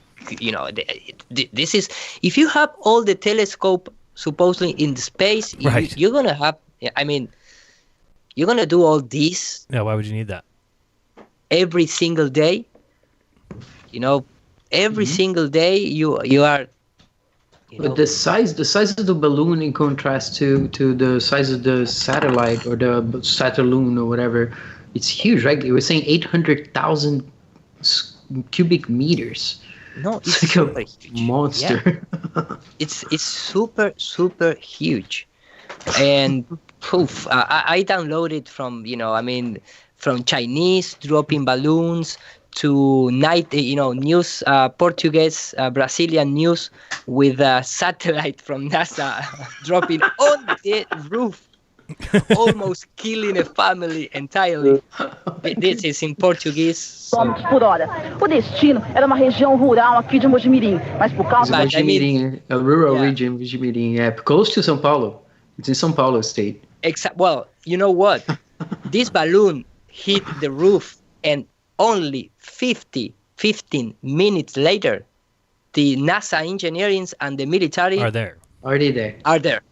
Exactly 15 minutes. And this is from 1990s. 1990s. There you have the military in the back, and this is the engineering of university that is linked with NASA and blah, blah, blah. The connector. They send a handler and he runs there. Exactly. When you go back in the old news, you're gonna find treasures. This stuff, right? And they're probably getting a little better at keeping track of them nowadays.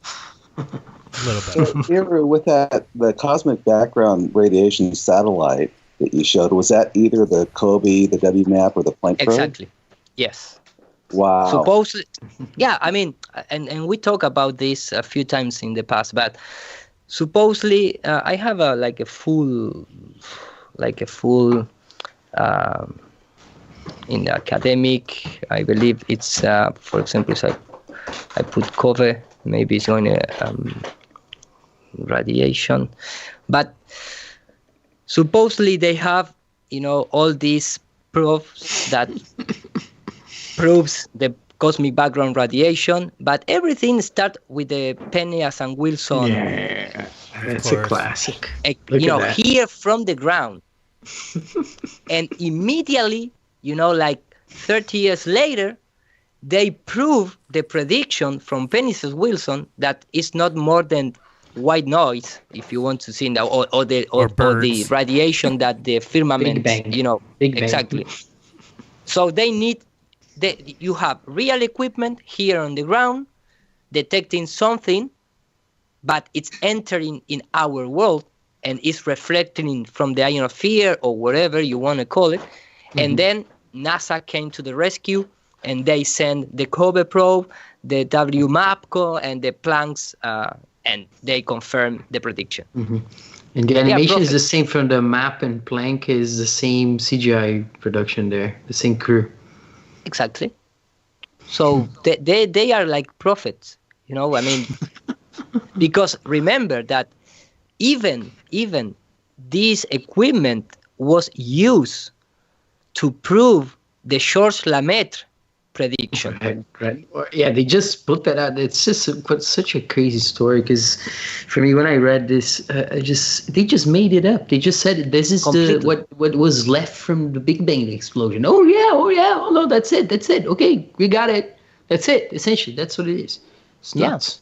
Yeah. And then you have all these talks for professional people, which is another way to brainwashing professionals to write their articles and in the journals and things like that. But they start assuming all this. And of course, in some part of their presentations, they need to talk about NASA discoveries. Because here, from the ground, you cannot prove nothing about the heliocentric model. Absolutely. So they have even a big channel. Go ahead. I was just saying that this is an area that needs study, what you're just looking at here, which is a bunch of these lectures that are online from institutes. There's one called Institute of Solar Exploration or something. It's NASA-linked scholars, like people who are getting grants and money to be writing on these things. And what's happening is exactly what Ito is describing, this pattern, where they present something and they're going with the information that there's available to them. They're doing the best they can with the information that's available, and they believe it. And it comes straight from NASA. Everything's fed from NASA. There's no way around it. Yeah. It's like the Vatican. Of course. Even for the climate change, they use supposedly satellite data from NASA. So, everything that you can measure here from the ground with autonomous equipment where every scientist could maybe do their work, it's opposite of what the things in outer space said. Right, which keeps everybody in line. Exactly. Mm-hmm. It's very interesting. But, that was no choice. That's the data. That's the data you have to use. You have to use the data from it. Exactly. You don't have any choice. And and it's really fun about satellite and all this kind of thing, because one of the creator of the fantasy of satellite, Arthur C. Clarke, I don't know if you saw this interview where when he laughed about how the people is going to accept the satellite idea because they came from the trauma of the Second World War. Mm-hmm. Did you hear it about it? From above, of course, being surveilled. Yeah, in Germany they don't like that stuff. Still no, but you can. I'm gonna play it only 30 seconds. Okay. Yep. When you first came up with the concept of communication satellites, didn't many scientists think this was a pretty far out and unreasonable idea? Well, it was far out. Irrational idea. It was 36,000 kilometers out. He laughed. Unreasonable idea? Well, it was far out. It was 36,000 kilometers out. But no, not at that time. This was 1945, and the V2 rockets had arrived, and when my paper was published, the atomic bomb had been dropped. So at that time, people were prepared to accept almost anything. And I don't remember any negative criticisms. In fact, I don't remember any comments at all, to tell the truth. But there's certainly no feeling this was nonsense. 10 years before, it would have been, but 1945, no. Right in your face. Wow. What the heck? Right. He just says it, like with the fear and propaganda and all the fear and all the trauma that had been inflicted on people before, they were ready to accept anything you throw at them. Anything. Yeah. Wow. directly from the horse mouth, you know. So it's a long way to the top if you want to be a flat earther. Yeah. World of Strange Powers. Oh, it's so ridiculous, the stuff that they convince people. It's just like when they take off from the moon and then people ask, well, where's that craft? Can we see that craft? Did it come back? It's like, no. After it connected with the module again, they sent it back down to crash on the moon so that would prove, because they left seismology equipment there. And once there was they wanted to test that equipment by crashing the thing on the moon. Yeah. And then they have a reading, and that's really hard to fake, impossible to fake, so it must be real. Ted Sommer, thank you very much. He says, was awesome meeting you guys at FEIC 19, Jaren and Iru. Here's $5 to the Iru swearing fund. So I guess that's the highlight of the show is Iru swearing. Thank you. Thank you, guys. It's good stuff. I hope my English. It's great. It's still understandable. Okay. Nobody even notices anymore. One of the last show in Blockbuster, a guy complained about my English, and yes, I sometimes I have bad days, and maybe my English it's a little bit off. And then, okay, so sorry out there to anyone that complained about my English. And if you want to, I think it's after you've done maybe between 400,000 1 million words in a day, then your English gets a little better. When you already crossed that threshold of. And then Vadim Grigoriev said, and here's the money for the Jesuit fund. So oh, nice. I think we should change the spelling of Jesuit to SH. Should be Jesuit. Jesuit. Yeah. Jesuit. Jesuit. Okay. I don't know if you want to stop sharing or we talk about the conference. Yeah, I want to know just a little bit about the conference. I saw some Skype chats about what happened with the poor pilot. You could probably talk about that. Oh, this is the venue there? Very nice. Yeah, the nice thing about this time was that it was, let me just, we have our own, Flat Earth band. Nice. Yeah. Going out. It has also to the sides of the band stickers and things like that. I need to take picture from the side, but it was really fun to go in the streets of Madrid with that stickers. And the nice thing about this time was that we made, of course, we lose a little money. No, not so much, but at the end we lose. It not lose, but because it's worth it. But right.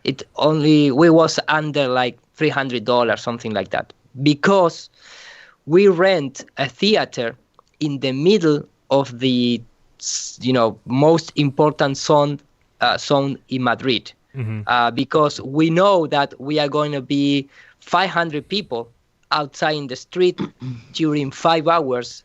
That in the super big theater, and right. Like it was great. Theater. Yeah. It's a serious theater. In fact, in this part of the theater where you can see all the shows that are every day. All right. There is a famous YouTuber with 1 million subscribers that it's a theoretical physicist that also gives like a stand-up based on the heliocentric model. Fun. Yeah, and get laugh of flat earth and things like that. So we use the same kind of arena, and the theater was really nice. Not super fancy as the Flat Earth International Conference does or do, but it's just like a regular screen and sound equipment, projection equipment, and the rest is just a table. But the idea is to bring people. We just the people pay only $12 for the complete 5-hour show. It's everything made by ourselves. We bring the audio. And it was you and Hermanos Badia? Yes. And also this time we bring a friend of mine who is this guy stand up here. which is a professor of mathematics and physicist in Argentina. So we bring him because I made a lot of things, a lot of hangout in my channel, and he's a really, really intelligent guy, and he knows. This is the beginning of the conference at 9 a.m. And at the end was fill up completely the theater. So we are really happy to have 500 people in the middle of Madrid in Spain. And we call the attention of some big medias also. One of the media came to ridiculize, and we, we reverse the the idea. You went on because counterattack. Exactly. And the guy was pissed off, because they cannot, treat us. Exactly. And then we have another media from Spain that it not only in the conference itself, but before the conference, they do like a full episode on national television about 1 hour of Flat Earth. Wow. Interviewing me and the guys who helped me to put together the conference, but in the serious mode. So that we are waiting to the release date of that. So was that all based on this one conference, or did they take more footage and do 1 hour? No. It was based of the conference, but we went to like a special office to do the full documentary, and also to the beach, and then they finish in the conference. But they're gonna put these 3 scenarios in the special episode, and it's very important TV show. It's not just like one of the main networks kind of thing. Yeah, exactly. One of the main networks, and so we are waiting to see what they presented. But we talked about the New World Order, the Jesuit Order, the NASA, the experimental things that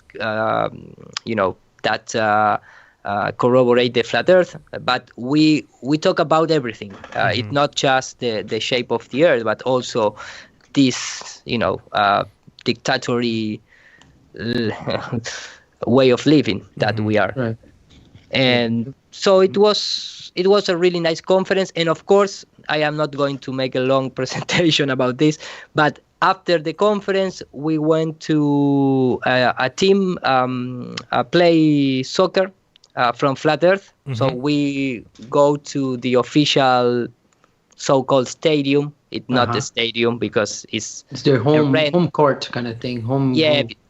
Exactly, because we are the team from 3rd division, so we don't have money to but we have every Sunday every Sunday that is transmitted live from the stadium. Let me call stadium, and it's free for everyone who wants to speak over to make a narrative, like to speak doing the voiceover kind of right away, to make the commentary, live commentary, play by play or something. Exactly. And it doesn't matter. You don't need to know the names of the people. You don't need to do it in a professional way. In fact, we as in the Spanish version, we commentary with data that supports flat Earth. In the middle of the match. Wow, that sounds like fun. In the broadcast, you mean? Awesome. In the live broadcast, you're speaking. Yes. And of course, we are waiting for people in the English community that want to do the same thing, and commentary in English during mode. We give the key of the YouTube channel to do that. So let me just do an example. For example, here, one of the not this one, because this was live from the. For example, this one or others, when you are listen this is really fun, and sorry for my English right now, but for example, when you are looking live the match, and for example, these guys drop on the floor, we start talking about, you are an actor now, so get up. And some of the guys say, and sometimes we play like an astronaut ISS trick when the astronaut gets in, everything weird with the cables. So it has that style. And you should make some animations, so you can trigger them on your OBS or something and have the astronauts. We have a few. We have a few animations. Yeah, we have a few animations and remember this. I mean, this is a third division club, but it's transmitted national in Spain. So, for example, the rival, which is the name in English, Rodrigo? The opponent, the opposite team? The rival, okay. The opponent people, the only way that they have to follow the match is to connect to our stream. So the opponent audience listen everything that we talk about Jesuit, NASA. We force it, exactly. So we have this kind of sponsor in this column. We call the column of truth, because it's in the middle of the live stream. You cannot avoid it because the only camera, the official camera, is right there. This is the official camera. Right. And this came from the organization of soccer from Spain. The guy converted himself in the flat earther because he never saw... He's hanging out with you. It's impossible hanging out with you in the body. And for example, this is our audience, and it's super live. I mean, really fresh audience. We have 33 songs to sing, of course, mocking the Masons. Right. Yeah, 33 songs. And we have it in English and also in Spanish. And for example, we have like, let me just go a little bit here. For example, we have, this is a song, and Spanish has, a little different rhythm in combination with the pronunciation, but we sing like, if you don't jump, you are a Mason and a Jesuit. And all the stadium, 60 people. And in the live stream, we are singing, and all the people must to jump, because if you don't jump, you are a Jesuit and a Mason. So it has a lot of things that I cannot recreate, talking in English mode. Sorry for that, but it's a really nice way to troll. What you're talking about is like one of the chants that the whole fans know, and then they sing together. Is that what you're talking about? And this is one of them. Exactly. Exactly, because for example, the complete, this is like our audience. So they have this guy here, which is really great guy, and we have this megaphone to sing really loud, because for example, I don't know, when the judge, I don't know which is the name in English, but the referee, he wants to cobrar, how you to what he needs to do, to give a penalty or yes, he preep, blows the whistle. To use his he wants to say fall, and it's not fall. All the people start screaming, you are like a Jesuit. So that is the kind of thing that all the team and all the environment, it's just talking about New World Order and flat earth stuff. That's awesome. And it's super awesome. Now I wish I would have paid more attention to soccer. I like sports. I mean, I guess I'm a soccer fan, but in high school, like that was my dream in life, was to be a play-by-play announcer for some sport. So I could even do it. Now the problem is I'd have to get to know the terms of soccer a little bit better. If it was a baseball team or basketball team, I could do it tomorrow. The radio announcers in Brazil are nuts, and the audience Like if a referee makes a wrong call, depending on which stadium he is, I'm pretty sure in Argentina is very similar. It's son of a bitch, and from there, worse, and it's the whole stadium singing. And in Brazil, it would be like, fila da puta, fila da, it's like the whole stadium like screaming. Exactly. So it's really, well, of course, we won the match at the final moment. So I know there is in Spanish, but you can feel the emotion of the voice of the guy who was related and everything screaming. And the first scream you're gonna hear about, screaming goal is my screaming, but just right, for sharing. Honestly.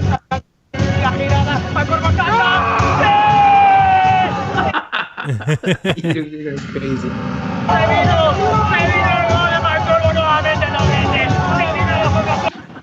And for me, it's something magical behind this, because the guy who this guy, look at the name. This is the guy who play in the forward part of the field.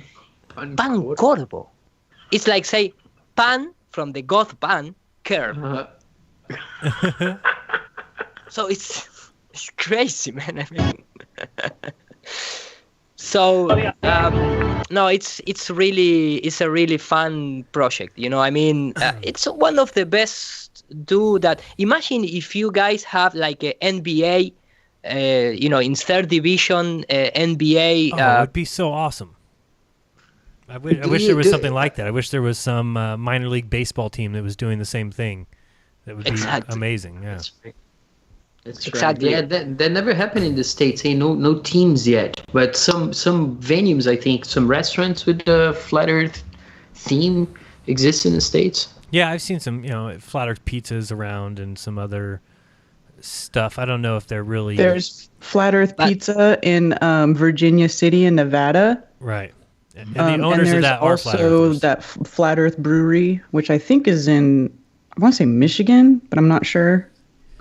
I think they denounce Flat Earth, though. I don't think the Flat Earth Pizza place in Nevada, I think they are Flat Earthers, but I think that the Flat Earth Brewery, if I remember right, I'll have to look it up. And they might even have changed their name. Yeah, but remember, this is professional. Right. I mean, it's in the lower... They make money, right? They have salaries, and they can go up, right? Do they get to play bigger teams either, like they have stadiums and stuff? Yes, I mean...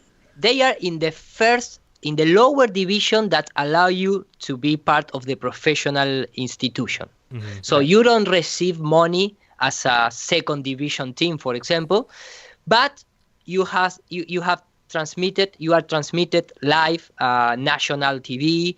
You can find it in the tables. And position tables of so the awesome. leagues. Look at Javi. So, I see Javi Povas in there.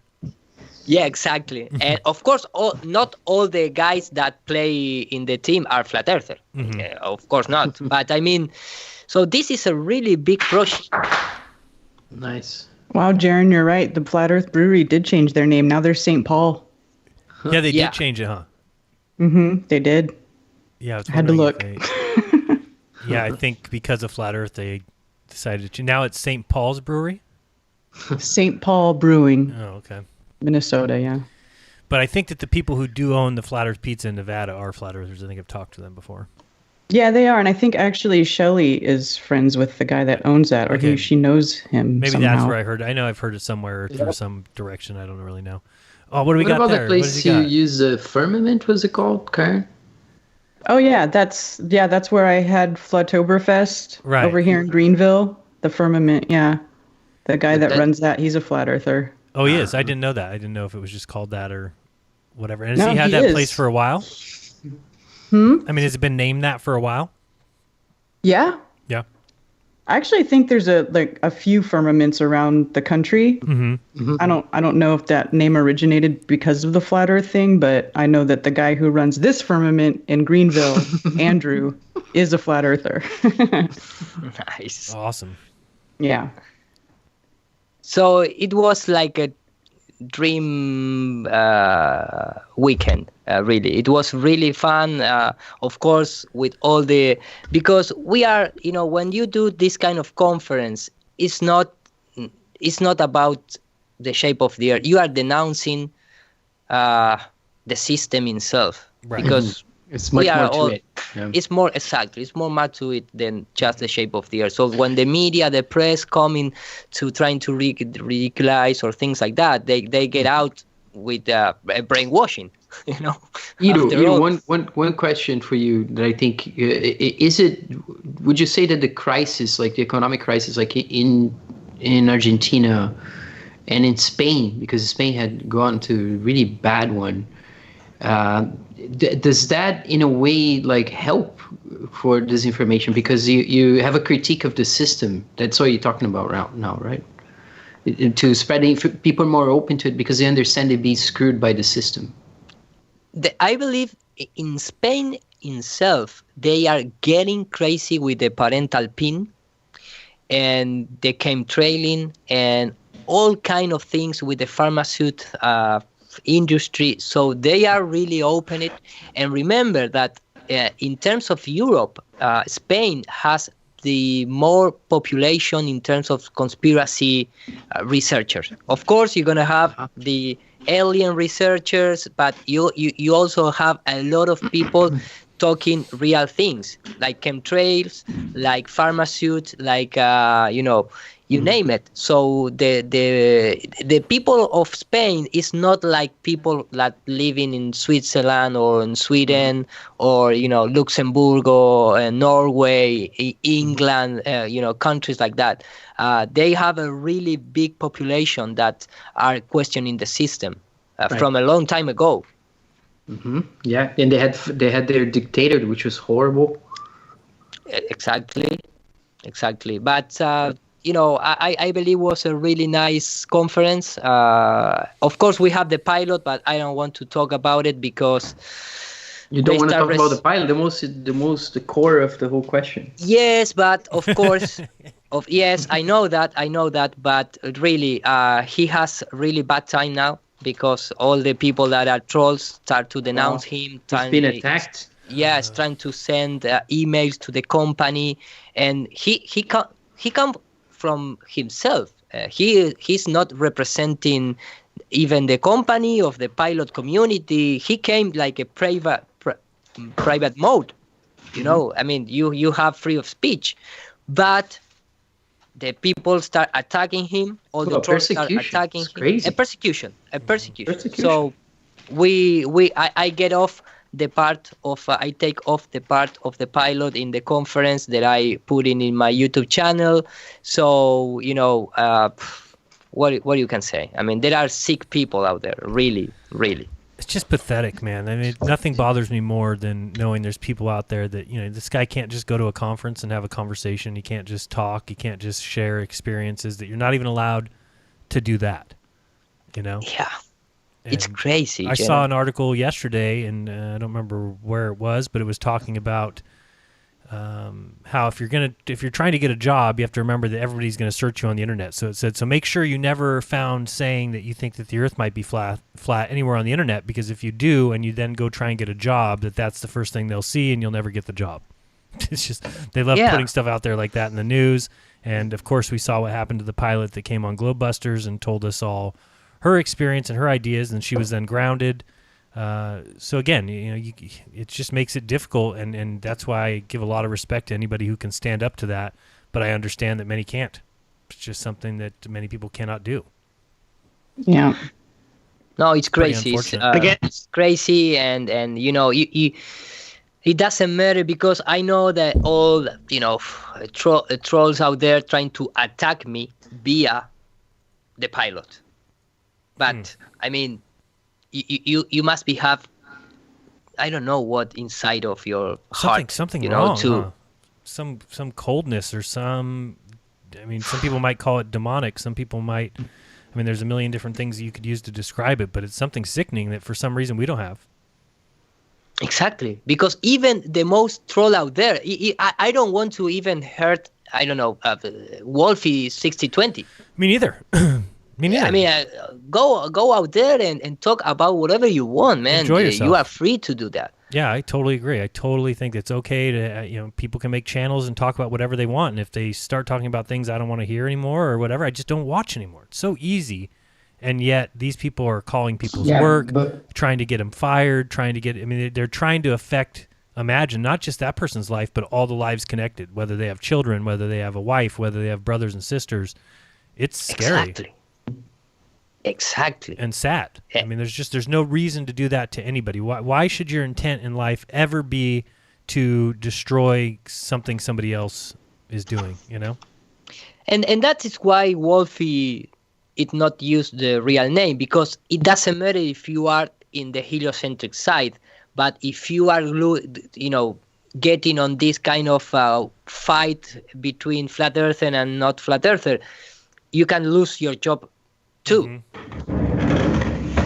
Well, and one thing that we should not forget is that these guys, they only have a channel and they only have something to talk about, because guys like us are out there, like Jaron and Ida, right? They basically live off this discussion.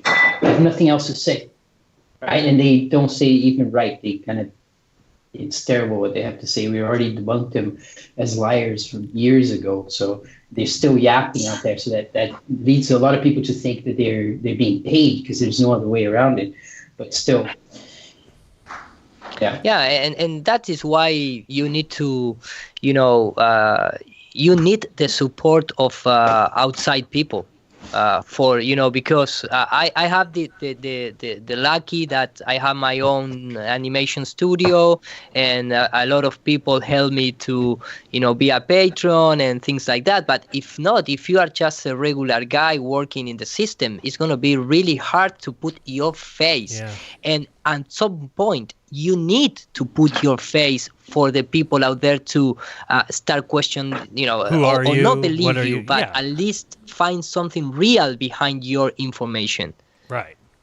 That's why when I started, I used my real first name and I showed my face, because I thought, well, why would I expect anybody to take what I'm saying seriously if I don't even want to, show my face while I'm saying it?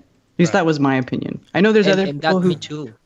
Yeah, No, I know there's other people who don't do that for whatever reason, but for me, I was just like, if I really want to be honest about this, and I really want to show people that I, stand behind what I'm saying, well, then I'm gonna show my face and I'm gonna look people in the eye when I say it. Right. And there's a lot of Globers out there that won't do that. Exactly. And the majority of them. Right. And granted, I mean, and compare that just to how NASA presents itself. Like, they don't do that. They script it all the time. There's a huge difference if you actually look, the kind of discourse that Karen's talking about when you go on and you just speak your mind straight on.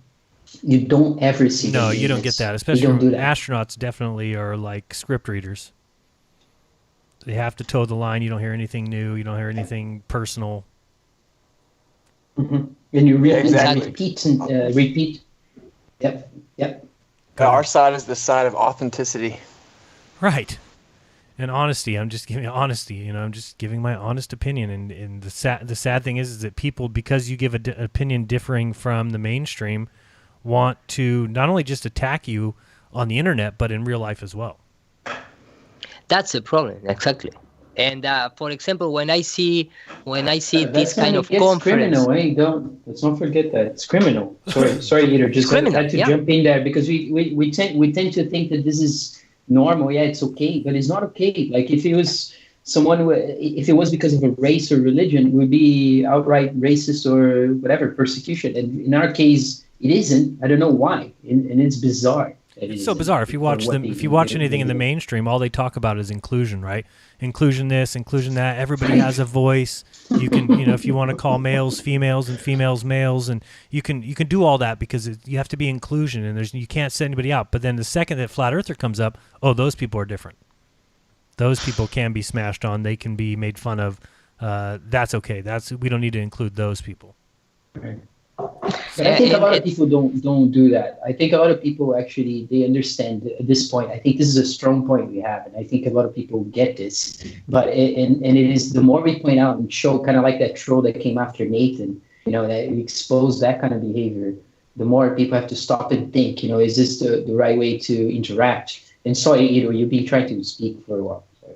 Yeah, and of course, when I saw this kind of conference, and that is why we put the price very low, like it was $15, but for us it's only 12 because the rest is taken by the webpage that helped to organize the thing. But I mean, it's just paying for have like a meeting for flat earth, because if not, it's impossible to do this kind of thing. It's like saying, okay, we're going to have a dinner, a special dinner for flat earther in some restaurant. Okay, how much?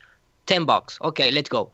And this is the only way that we have to, because the importance of this is how you're going to call the attention of the mass media with YouTube videos only. Then they can just get away with saying a football team, a conference, meetings, whatever is in your hands. Right. You can't just stick to the YouTube thing, because then they can just say these are just crazy ideas on YouTube. Exactly. Right. You need to show 500 people on the street, 20 people on the street, whatever you need to get to real life, get out from just, of course, YouTube is great, and we have communications, in our daily basis, but for, quote unquote, real event, you needed to do real events. Yeah, Jaron, you made such a good point. I was just sitting here thinking about it. How crazy is it? I could identify as a velociraptor, and that's cool, but if I have a different cosmological understanding, I should be shunned from society. Absolutely. You shouldn't be allowed in any conversations. You shouldn't be allowed to get a job. If you have a job, you should lose it. If you have any family members, they should hate you. This is the mainstream idea, at least that they try and push. Yeah. And I agree with what Rodrigo said. I don't think a lot of people feel that way, but I think that's definitely the way the mainstream plays it. It's definitely the way the news plays it. And then again, I keep talking about this idea that once you hear things over and over again, no matter who you are, it starts to resonate, and it starts to become part of your belief system. So when you say over and over again these things, it's just what people start to feel. And that's why, when they talked about flat earth in school or whatever, if they brought it up, it was just flat earth is ridiculous. Anybody who believes it is ridiculous. It's an old, antiquated idea. We've discovered all these things now, and then they just move right past it. They won't discuss, talked about it a million times. They're not going to have sixth graders where they say, okay, half the class try and prove it's flat, half the class try and prove it's round. Let's go out and do some testing and experiments. They're just not going to do that. They don't want that. They want it just as flat earth is a dumb belief. People who believe it are dumb. And now we see that popping up in the media every single day. I could show you article after article after article after conversation. All it says is constantly attacking, calling somebody else a flat earther. They have flat earth views. The only one I see mixed up in it as much is flat earth is one. The other is global warming, right? And the other is anti-vaxxers. Yeah, vaccines. Yeah. Anti-vax.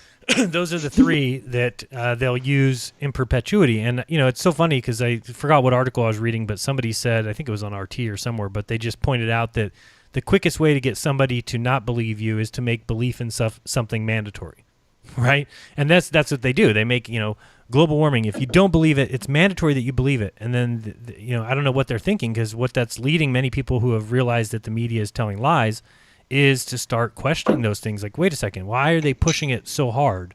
If it's just, science has proven that there's global warming and it's man-caused, if that's the case, then you should just be able to sit back and let those things come to fruition. But the problem is they're making faulty ideas, or when it will be enough. In 10 years we won't be able to live on Earth anymore. It's a climate hysteria. It's a climate crisis. Yeah. Go ahead. And why don't they ever get over flat earthers, right? That's the other thing. Why don't they get over this? It's like, is it a fashion that's going to take so long? They're going to always have to be referred to someone as a flat earther. You know what I'm saying? Like, it gets old, but it doesn't get old because they're desperate and they cannot stop. And I think David's on the call. We have joining us deep inside the rabbit hole, and he's somebody who is, against this. He's a flat earth. He's a flat earth. I just wanted to comment. Thank you, please. That that you were just saying a few minutes ago, that the scare tactic they use, saying, don't ever say the Earth is flat because you'll never get a job. That's just a scare tactic. 5 years ago, that was a lot more true than it is now. Flat Earth is growing so fast. Did you see Robin's video? I put it on the app the other day about what happens if everybody wakes up one person a year. Did you see the stats on that? No. If he used different variables, either 10 million flat earthers, whatever. If everybody wakes up one person a year, in like 5 years, there's 1 billion people that know the Earth is flat. All right, but I'm waking up more than one person a year. Wow. If everybody wakes up, two people a year, it's ridiculous. It's just a couple of years. So we are getting to the point now where you might want to say the Earth is flat so you can get hired by a company that's run by a flat earther. Right? That's nice, yeah. Yeah, and the tables are turning, and that may be why they're trying to pull every trick in the book they have right now to derail society. But I don't think it's going to work because they can't do it without us all agreeing and giving them tacit permission. Agreed. Yeah, there's another article too, and Dave, you're totally right. That article was just simply a scare tactic. I mean, that's why they put it in there. Be really careful about what you say online, and then they have to point out specifically flat Earth. Imagine all the other things you could say online that should make you a little bit questionable for maybe getting a job or something. But no, the only thing that they had to put in there by name was really the flat Earth belief.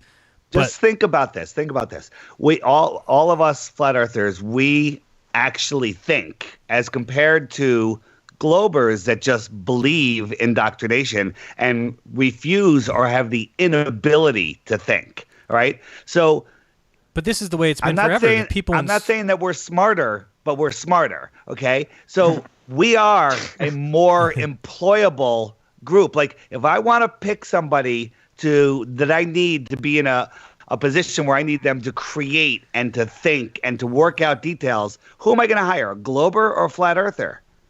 A glober that went to Harvard or a flat earther that got a GED? I'm going to go for the GED flat earther because he's way smarter than the Harvard indoctrinated poor soul. Yeah. Give me a job now. Yeah. Me too. Anybody out there hiring? David, you have the T-shirt and the cuff, right? Not cuff. I don't know which is the name of scarf. Scarf. Yeah. It's a little small for me. It might fit you well.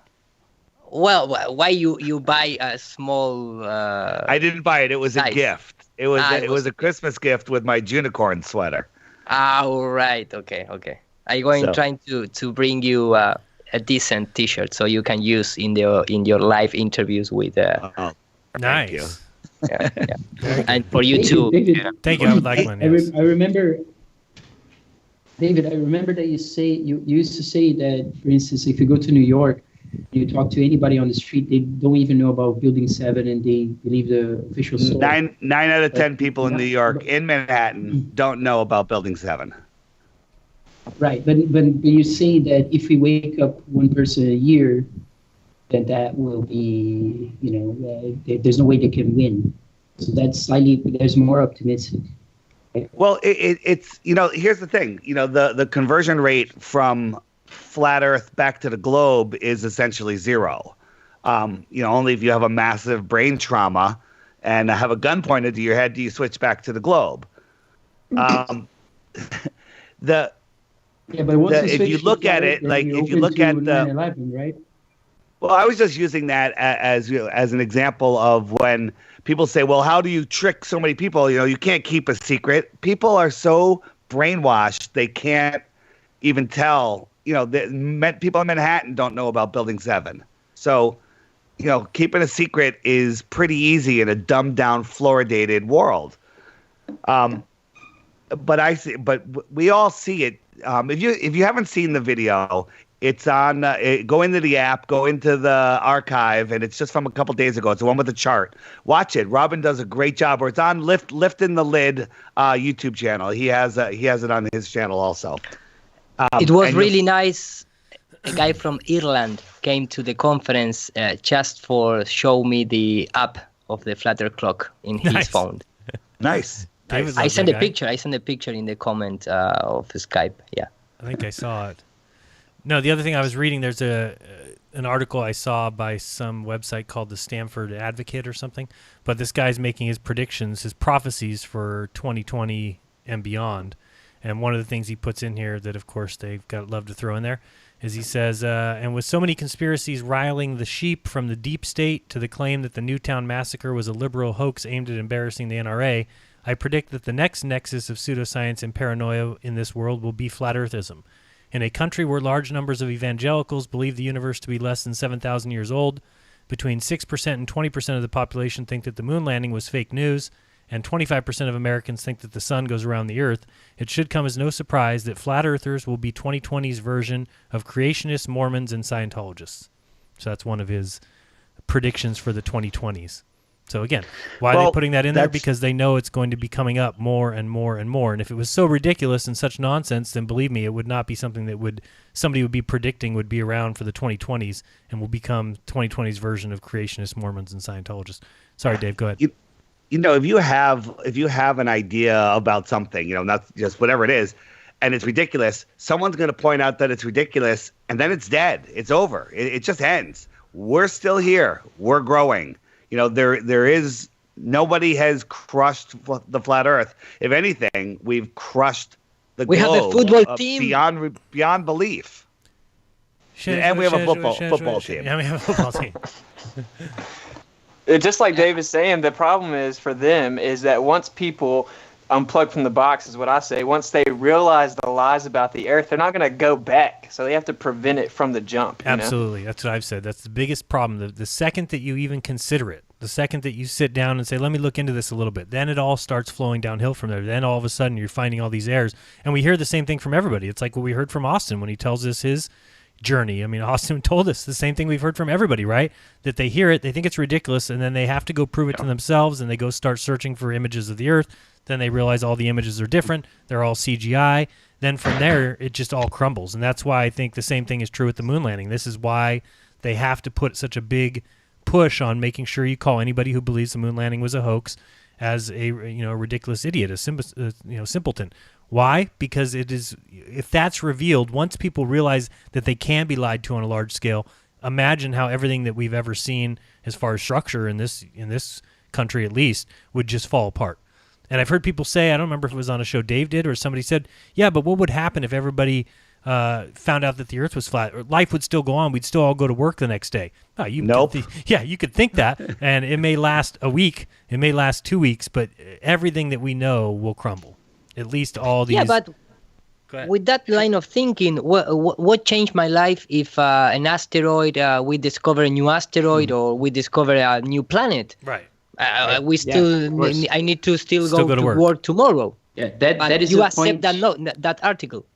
Yeah, that point resonates with people that I know who didn't have any beef on cosmology, weren't thinking about anything, and they were always looking at the newspaper articles talking about astronomers giving these data that make absolutely no practical difference in daily life, and that's one of the things that for them it was one bit of information that led them into other bits, and finally they were transformed as well, because there's no way back as we know it.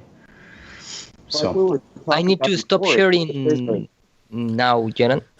Okay, yeah, if you're done, go ahead. And maybe I need to abandon the show because here is a little late. I'm going to still here, but if you don't see me anymore, it's because I need to shut down the computer. No problem. Yeah, we've got we're already at 3 hours, pretty close anyway. But I was going to say something, Jaron, and maybe David wants to chime in, because there's been some talking about predictions, right? There's been some predictions. There's this guy, and David, I don't know if you want to explain it, but I listened to the whole thing on Project Veritas. Which thing? On the Brazilian guy that sends the letters to. Yeah. So that's interesting. This guy, for those of you that don't know, makes a lot of predictions, and he actually sends letters to world leaders telling them. And he has apparently an amazing track record. So this is going to be an interesting week, because right now we have the coronavirus that's going to wipe out all of mankind in the next 2 months. we have a massive false flag event scheduled for 7 p.m. on February 5th in Manhattan. Mm-hmm. Okay, so there's two things that could happen, or three things. Is on February 5th. Well, I keep saying August. There's a massive attack, and everything changes because, like, how did this guy know? And and we have another 9/11 on our hands, crazy, and who knows what'll happen after that? The world will go into a panic, or it won't happen, which means he's full of it, or just the fact that we spoke about it made it not happen. We'll never be able to prove that, So it's just a thing that I believe that, when we expose something that's going to happen, it doesn't happen. Like all of these false flags, all of these hoaxes, they do these simulations. And if people notice it, they just finish the simulation. If the AI or whatever's monitoring goes, nobody's noticing, they make it live and they make it real. So there's really no way for us to prove that. So, October, not that I'm not scared. I can't get my dates right. February 5th will be a very interesting day to see what happens. He said 50 people may die, and he has had some predictions that were even better than the record, like in some cases where airplanes that he predicted disasters. I have zero fear in any of this. It's either going to happen or it's not going to happen. And it's going to, it's definitely orchestrated. So, 9/11 happened. Was it real? Well, it happened, and the effects are real, and the buildings are gone, and there's a lot to it. But, what is the definition of real? It wasn't what they told us what it was. And anybody with a half a mind knows that. So,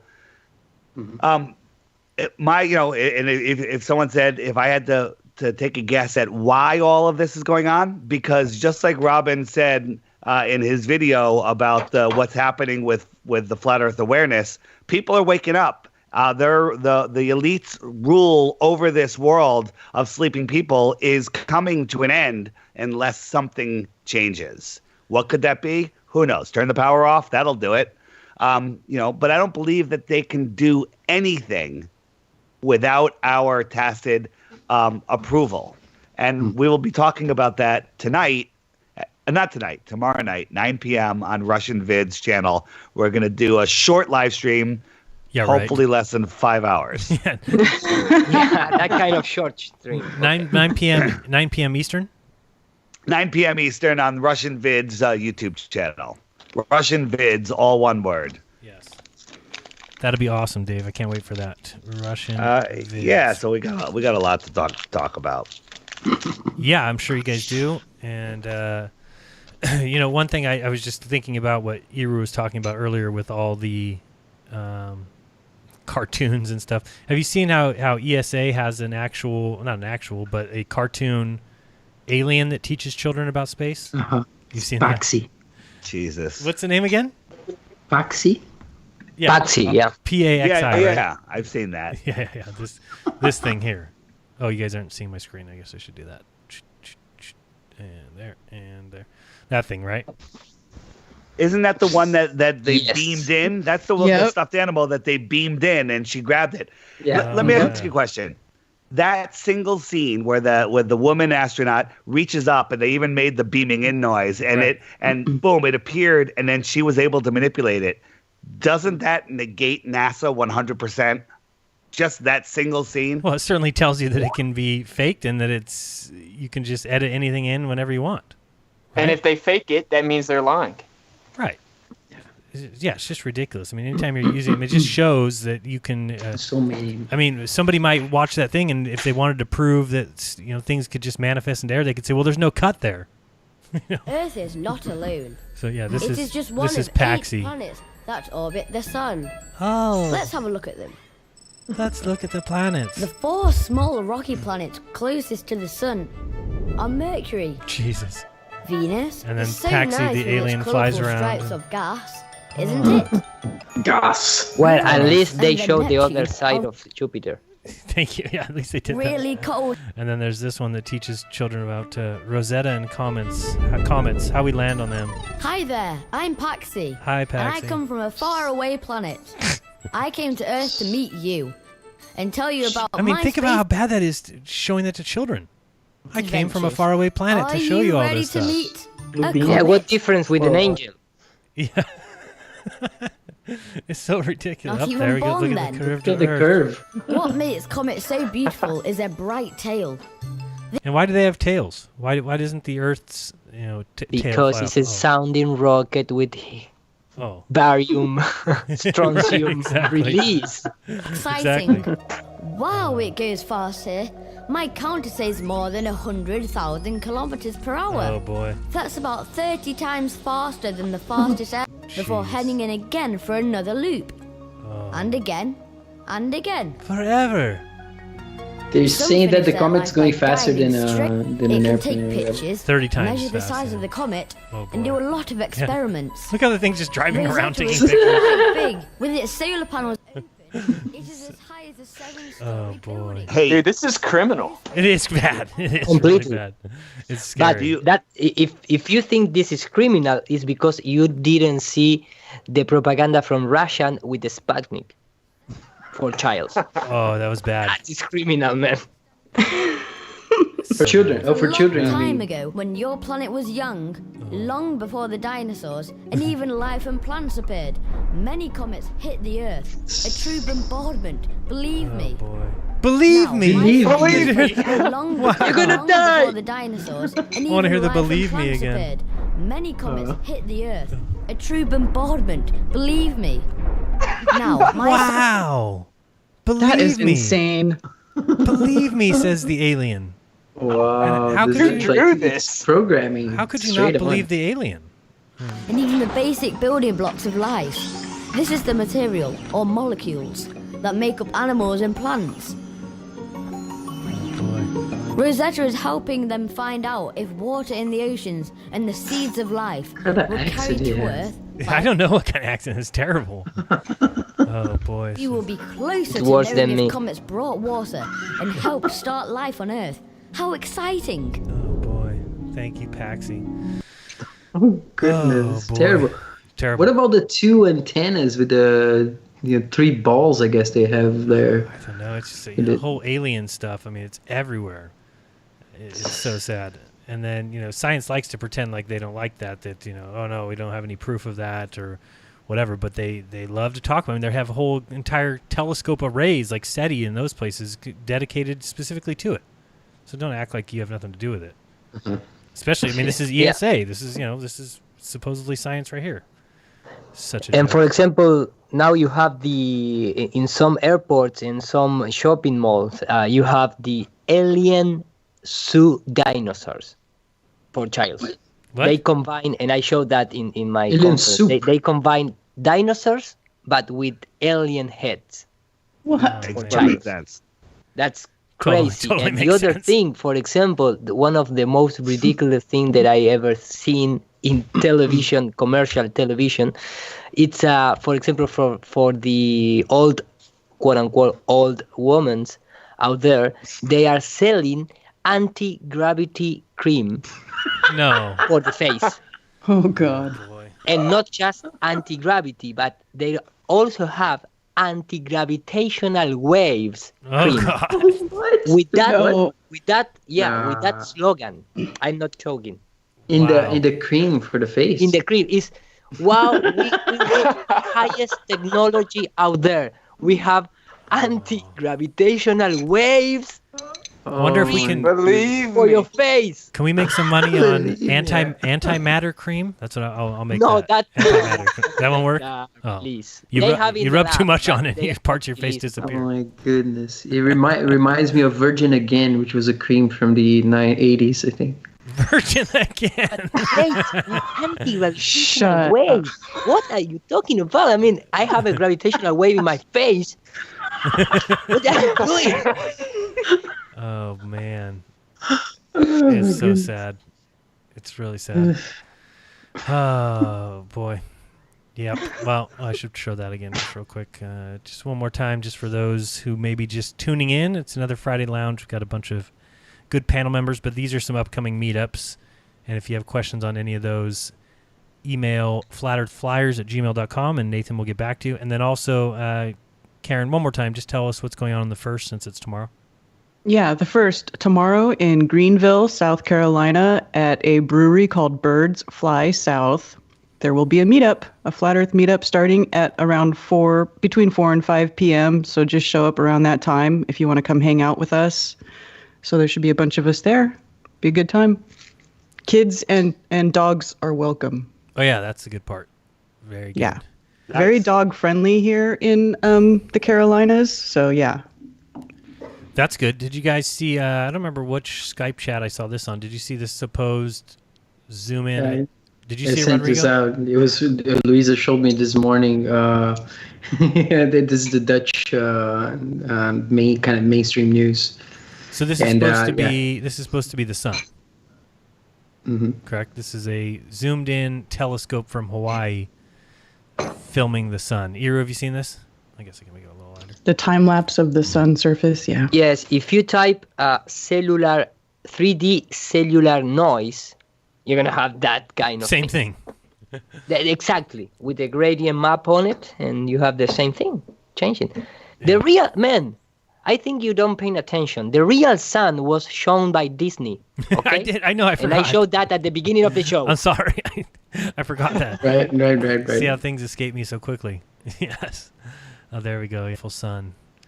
And then I saw this article. Did you guys see this one? New York requires citizens to obtain a stargazing permit to admire stars in public parks. What will they think of next? Nope, that's right. You read it right. In New York, you must pay for a license to look at freaking stars. So, wow. You're supposed to walk with your head down? I don't get it. Yeah, that's probably their excuse. Well, I'm sure they have something. But, yeah, and then what else did I have that I was going to talk about? No, we looked at that. We talked about Flat Earth Hero. Oh, I think there's some good work coming out by the Plain Truth. I don't know if you guys have seen some of these videos. This is the one where he does a Foo Fighter song. I don't know if I want to play that. I don't know if we can get copyright on that. But here's another one. Do you even ether band, bro? But ether band, I don't know if that's the best description of what's going on. But really, he does a lot of good work. He's showing a lot of observations like these, where, kind of the same thing we were talking about last time, right? Like here, this whole thing. Oops, where is it? I thought there was a video of the... Yeah, this. He's talking about that. What's the zone of? Yeah, he calls it an ether band, but I mean, we've all been talking about it, and I know Wendell could describe it as well. That sometimes it's there. It was there when we tried doing mirror observations at the Salton Sea. Sometimes it burns off a lot better at night, so we're able to do some laser observations. This is what I was going to show here. There it is. Do people understand what this is? I mean, Iru, what is going on here? Do you know? No. It's anti-gravity, bro. Yeah. I mean, this is what, people will try and call this looming or whatever, when really it's not. It's simply the boat on the water. Yep. It's that simple. In the distance, and that being mirrored under, they're getting that angle, right, in the water, and that boat, it's at that distance. Yeah, and then the water reflects the sky. And so you get that on the top portion. I don't know if he shows it again or I keep losing it. Where did it go? Oh, I'd be able to... There it is right there. Come on. Go a little bit further so I can pause it. Come on. There we go. I missed it again. There. Pause. No, can't get it. And there. Pause. Go ahead, Dave. I'm pretty sure that video of the sun is just a close-up of a boiling pot of peanut brittle. I wouldn't doubt that. No. So it's good. I mean, we've been talking about this forever, that he discusses it real well in a couple of these videos, talking about what happens below this line. So I think what a lot of times happens is when we try and do mirror observations, that can fight through this a little better than anything else can. But also it makes it very difficult, especially if you're trying to look across, like we were 28 miles or 35 miles. Anything down here, imagine somebody's down here at the beach and they're trying to flash you with a mirror. You might be able to see it through this, but often you can't. If you tried to zoom in and pick up a person standing here, you're not going to see it. Of course, Globers will just immediately claim victory and say that that's because of the curvature of the Earth. But we've been showing forever that that isn't the case, that there is a vanishing line, and then everything below that is just a mirrored image. You lose, this is all water, you just lose it. As I'm sure everybody And I think some of the best ones are, that, what is it, reality, observable reality has one that actually looks at the boat going away. So you see the whole process of the boat starting to even appear to be flying as it goes away. But you see it from before, and you see it going away, and then you see the whole thing happening. And at some point, even it looks like there's a ship in the air, like just flying in the air. Yeah. And we still have the Chitolan Media 1 observation from 10 kilometers, passing 3 times the prediction of the globe without any kind of this atmospheric distortion. This is very clear that is why the NASA papers recommend you to not take into consideration the first 20 degrees above the horizon when you do this kind of observation. Mm-hmm. Right, because of this, it gets lost here. So if you're trying to see somebody across this body of water, and let's say they're down here at the beach, you're going to zoom in, you're not going to see it. Why? Well, because this is just a reflection layer of everything above it. So you're not able to see down here. And that changes according to the condition, according to weather, according to day or night. Absolutely, it changes, and that's what we're showing when we go out to the Salton Sea, and when sometimes you can observe it and sometimes you can't. Of course, Globers would go out there and they would just wait for the one day, like National Geographic did, where it's June and it's the Salton Sea and it's 115 degrees, and they get there late, and then you get this mirroring, and you can say, "Oh, this boat's over the curve." No, it's not. It's not over the curve. No, and that's why the nice thing about the Chitolan observation is that he's pointing down the camera because he's really high up. Right. And you don't have this mirage caused by the angle of attack of the camera. That is what it said exactly in the NASA paper about astronomical observation. Right, exactly. And I don't know what Globers think that this is that's mirroring the background like this, but this is water here. We know that. The boat's sitting in water. It's not being lifted. It's not anything. This is just where the water line is. The actual boat is looming.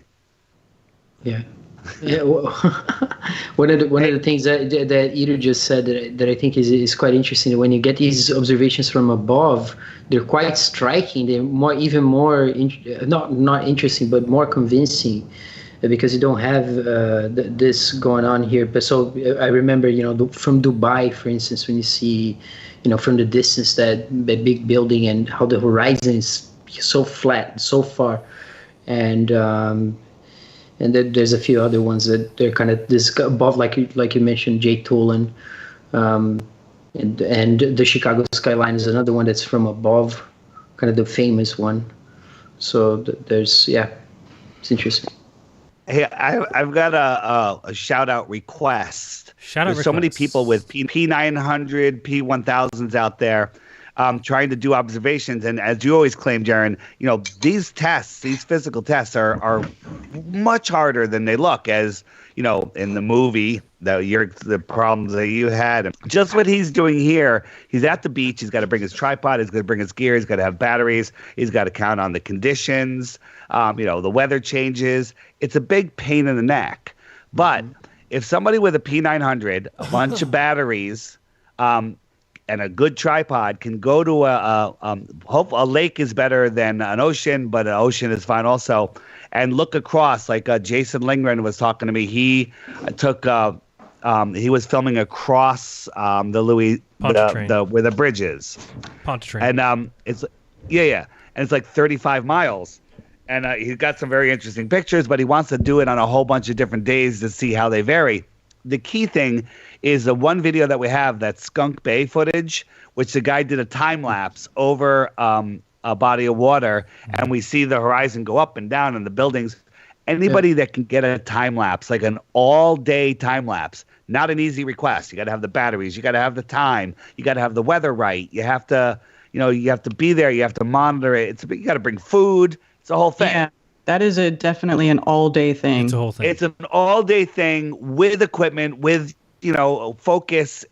But if anybody can get that is a globe killer, because if you have a clear day and you get there early in the morning and film all day long, you're going to see stuff that will be undeniable, in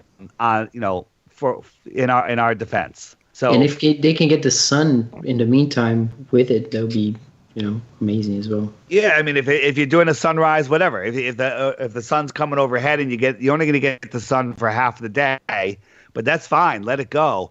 And just have that camera steady and looking across, and it'll be amazing. Speed that up, and you have amazing proofs. And it's a lot more difficult. One thing with the sunsets and sunrises that Jeremy was talking about is that you want to be there way before the sun's rising, and you want to stay after the sun has set for a while until you don't have any more light in the sky, so you can observe the whole process. Those ones are tough. Those are the ones in Australia or New Zealand that we've been asking for. But I understand that's tough. But what Dave's saying too is so true. I mean, it's just way more difficult than people think to go out here and do what these guys are doing. You have to have power. Like, even if you're going to do an all-day time lapse, like Dave was saying at Skunk Bay, I mean, you've got to power your camera the whole day.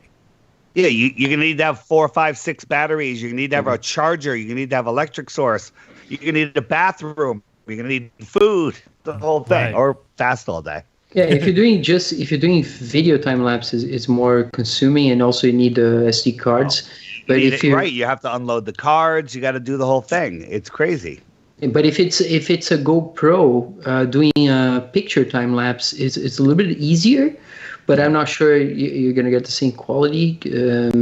I've done a few that you just leave the camera and forget about it, and you get a good result. But how long does your GoPro stay powered for? If we're doing something like this, it will stay for a while. I don't know, but hours and hours. I have one of those battery packs with one side's a solar panel. I can plug it into my GoPro and it'll go all day. The GoPro will go all day if it's sunny. On that external pack. So, but that's a GoPro again. There's lots of issues with that. I'm talking zoomed in across a great distance, where we're gonna see that ether band, that mirage, that mirroring. All of that's gonna change throughout the day, and we'll see what it does to the stuff in the background. Yeah, that's important to have start having more and more of. That's the nudes. And at this point, anybody who's telling you boats go over the curve or whatever. What does that stand for, Karen? Look at that. The nudes, non-uniform density transition zone. Right, non-uniform density transition zone. But I mean, talk about, you have Globers coming out and saying this is proof that this boat's over the curve. This is just the sail. I mean, they're just being dishonest at this point. Right. Yeah, it's flying. Which we should be expected. Again, we're looking at videos by the Plain Truth. That's Travis. I'm sure many people know him, but he could use some subs and could use some views on his videos. So check these out. I will put both those in the description. I hope I copied the other one. I think I did. But they can't have it. Whoops. But it's not like you can just look at a calendar and say, "Oh, that's going to be a good day to go out and do that observation," either. No, that's so you the hard go, part. Time and again. But what I think, now that we're talking about how you're seeing this mirage effect, if you had a drone on the shore, you're seeing a good mirage, and then you took that drone up 100 feet and watched the mirage disappear, right, that would be another good proof of that as well. Yeah, the problem with that, Wendell, is that you're looking at something 30 miles away. The drone's not going to be able to see it. It's not going to have that super zoom. Depending on what camera you have. I mean, some of it you might be able to catch some of it, but like when I'm zooming in on buildings in Manhattan, right? I got the buildings filling up the entire lens. I take my iPhone or my drone, and it can't even see Manhattan. The buildings are too small. Wow, yeah. And that's with the P1000, David. Yeah, 900 or 1000. Right. Got a super chat from Zaylor Raiden who said, "Just seen a freaking pear-shaped globe in the child movie Hop." Is that what it says? Hop? Even my daughters were scratching their heads. I have never seen that. A pear-shaped globe in a child movie. It's pear-shaped. Believe me. Was it introduced by an alien from a faraway planet where I've come to teach you about the solar system? Believe me. Believe me. Yeah, but David, my Mike Wilkerson, the Stallion 7, he sent me a picture that he just took from the coast of Spain of Ibiza Island, and with his iPhone, and he could see it. So imagine that and he could you can see the size of the saddle. There's a saddle feature of the island, and it's a total flat Earth proof right there. He said, well, I just proved flat Earth through my iPhone. Just like the summary of this, really simply, I'm sure we all know, all flat earthers know the horizon is just an apparent horizon, isn't actually there. If they're saying that this is disappearing over the curvature of the earth, that's a geometric horizon. It means it's a physical horizon. So then they can't have it both ways, meaning we have footage where the horizon's way past where the geometric horizon. Mm-hmm. Way past, which should be a killer. Or twice over, right? Isn't that those that show the different platforms? And I think some of the J. Tolan ones that when you look into the horizon, beyond the horizon, you see another object that has a horizon beyond it. It's like a mountain and stuff beyond that mountain. You pull up the contrasts and... But yeah, I think Travis, I just want to point him out again. He's doing great work. You go through, he's streaming lots from every day, shooting the Channel Islands, day 9, day 10. Huge, long live streams of him out there doing this work. Anybody who says flat earthers aren't trying to prove anything, they don't want to know the truth, they're just spitting their religion. Well, which guys are actually going out doing all-day observations versus which guys are reading from physics books and telling you the answers? Exactly. This is real science. Right. Observations, you're going out, you're testing, you're reconfirming, all this stuff. So, yeah. Oh, I just saw over here in the chat, I should probably mention that Ranty Flat Earth is coming on. We were going to do it yesterday, but I had some stuff come up in the week, and then I went to San Francisco yesterday. So we're going to be doing it next Thursday. So check out my channel. That will be Thursday. Oh, great. Now I have to change months. February 6th. So Thursday, February 6th, check that out, and then we'll talk about it here on the Friday Lounge. But that'll be Ranty Flat Earth. He's got some stuff he's going to show. I'm sure a lot of stuff of footage that he's out there. Again, he's just like Travis, going out there and actually doing good work for everybody else to sit back and enjoy. So gotta love Ranty. Ranty's a cool guy. Yeah, he's great. Can we really quick give a shout out for another meetup that's going on that David Gordon posted in the chat? There's a meetup in Santa Fe, New Mexico. He says every second Sunday, February 9th is one at 3 p.m. at Cowgirl Barbecue. All right, Cowgirl up. How you guys have a sense of how many meetups are happening per year right now? It's got to be a ton. Yeah, lots. More and more people are starting to do it. People are just starting to set up their own meetups in their own town. Because, a lot of times you'll see people in chat. They're like, well, when are you guys going to do something here? When are you going to do something here? It's like, well, how about you do it? Yeah, really. You set it up.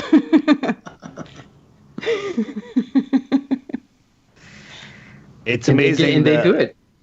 Just getting together with a couple, even 2, 3 other flat earthers is an amazing experience. It's so empowering, and it makes what you do so much easier. So I encourage people, if you're alone and don't know anybody, start with zoomtruth.com. See if there's any other people that have registered on there that are in your area, and email them. Start that way. I met a couple people right across the water from me that I would have never met on Zoom Truth. So just get together, and then it'll grow and grow and grow. It's growing. We're literally at that point where it's going to grow exponentially. Definitely getting there. Getting there. Yeah. No, and I think it's just going to continue popping up more and more in more places. And as long as people can avoid the pitfall of the mainstream, as long as they can unplug themselves from the box, as Austin would say, then everything will be fine. The problem is there's a vast majority of people that sit there and basically worship the news. Whatever it says is fact. If somebody calls people flat earthers and that means that they're insane, then they believe that. There's a lot of people like that, but slowly that will shed, especially the more lies that the media tells. No, I remember, you just made me remember something from college. Jaron, a friend of mine, a really good friend of mine, he stopped doing that though, but I'm going to tell you that when he started studying economics, he really wanted to, and he was doing well. He dropped that later, but on his computer, he had a thing that when he turned it on, he had all the different mainstream news sites come up for him to read. He had to do all that reading to kind of get on with his day, to understand, to kind of move on. That's part of people in economics, how they do things. Right. They have to read all these mainstream news. It's nuts. Imagine that's like part of your everyday. The first thing you do when your computer turns on, it's like boing, you go straight into it. And we need to do like a big march on the street to, after all, we need to give the Nobel Prize to Bob and Jaron. Thank you, yes, sir. And Jaron, man, we need to, like a trophy thing. We need to put a day and go on the street. We need to edit a Wikipedia page. I just want my award. That's it. We should put maybe do a Wikipedia page in Spanish, talking about that and giving that there was a deserved Nobel Prize that should have come out because it improved the rotation. Put it out there. Yeah, exactly, man. And after all, when you have invited to Sweden, or I don't remember the place that they give you the Nobel Prize, you can explain how the universe gets formed with a cup of coffee, right? With milk and sugar. and then here, I'll pass it to you to drink it, and you can take a little sip and go, and the you universe can is yummy. This is really good. Man. Oh yeah, that nod is classic. Don't ask what you're going to when you go to the bathroom. What you're going to get out from the black hole after picking the whole galaxy, Yeah, exactly. Don't ask those questions. It's a little too deep. After you drink that coffee, don't get ready for the black hole at the end, right? Oh goodness. And Austin, I saw that you got welcomed to the club today, or recently, that you got one of your videos taken away. Yeah. My sixth stream was about war. Yeah, you war and it got struck for hate speech.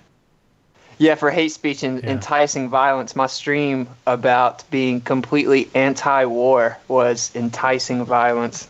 It doesn't make any sense. Unreal. Unreal.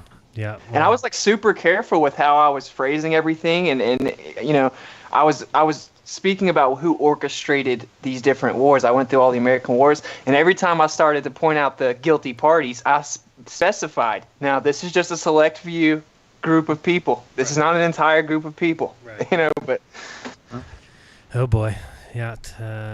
You guys remember Amir's video that basically has the words, 9/11 was a lie, war is a racket, vaccines. Oh yeah, the truth about everything in a minute. The truth about everything, yeah. What truth in a minute? I actually mirrored that last week, and I immediately got a full-on strike. Really? Wow. It's a poem. I got a full-on strike. I appealed it, and literally they got back to me within the hour going, nope, we looked at it, full strike. Yeah, wow. What was the reason? It's a great video. I don't know how to share it now. It's like I want the strike. What was the strike though for? Hate speech. Oh my gosh! Is this the cop out for everything? Yeah. You can call anything. Like, what's hate speech? You know what? I'm actually gonna put the video. Can be anything. I'm gonna put the video in my Dropbox, and I'll drop a link in the chat so anyone. It's a 1-minute video. It's epic. It's literally epic. That's great. Is it still on his channel? No, it's not on his channel. And then Flat Earth Brothers or somebody, they actually mirrored it, and I downloaded it from them. I got a strike, and then theirs was still up, but then I think they got a strike later that day. Oh, jeez. Oh, so sad. Yeah, crazy. Yeah, this means you're over the mark. Yeah, exactly right. Yeah, the difference between free speech and hate speech, right? That's what they're kind of driving that's this kind of gray area, and that they decide what it is depending on what they like or not. Who decides what hate speech is? How can you have? Dude, hate speech is free speech. Right. Right. You know, I mean, unless you're enticing violence, let someone expose themselves for whatever hatred that they are, and society will take care of that. We don't need the state to tell us what we can say. Yeah. Right. Yes, we do. We need them to tell us not to kill ourselves, what to eat, what not to eat. Who to listen to, who not to listen to. What tax to pay and what money to use. Right. And where it should all go, and and what's important and what's not to put important. metal objects into outlets. Maybe we should just consult this little cartoon alien, and they'll let us know what we should say. Right. Believe me. Trust in this alien that came from another planet from far away. Believe me. Believe me. That's classic. All right. Well, we're at 3.5 hours. I think we've done well for the day. Let's just have everybody say what's coming up or what they've got going on. Let's start with Dave. So you got your thing tomorrow, Dave, with Russian Vids, 9 p.m. Eastern on the Russians Vid channel. I think we'll be taking questions, talking about a lot of stuff. Going to talk about this how our reality works, and what they're trying to do with this coronavirus. And that they have no ability to create without us. And it's only us falling for their nonsense for them to pull it off. If you think about it, in short, 9/11 happened, and what did we all do? We all pounded the war drums, every one of us, right? Let's get those fuckers. And they went to war immediately. They can't do that unless we demand it. So that's what they're trying to get us to do. They're trying to scare the crap out of us. We'll be talking about that a lot. All right. And then also you have on Monday night, the #1 show on Monday nights on Truth for Consumer Radio. Yeah. So check out Jeranism Raw. That's on the Jeranism Raw YouTube channel. Also on DLive and also on tfrlive.com. So definitely check that out. All right, Dave, we'll see you tomorrow night for that. Oh, go ahead. All right, and I'm just going to drop in the chat the link to that 1 Minute of Truth video. I'm warning people, download it, but don't upload it unless you don't care about a strike, or upload it to an empty channel, whatever you need. But try to share it. Try to figure out, put it on some other platforms. All right, sounds good. Let's see here. Austin, what's going on with you? I'm sure you'll be... are we doing Globebusters for sure Sunday? I don't even know. I guess I can't say that yet, but I think we'll be there.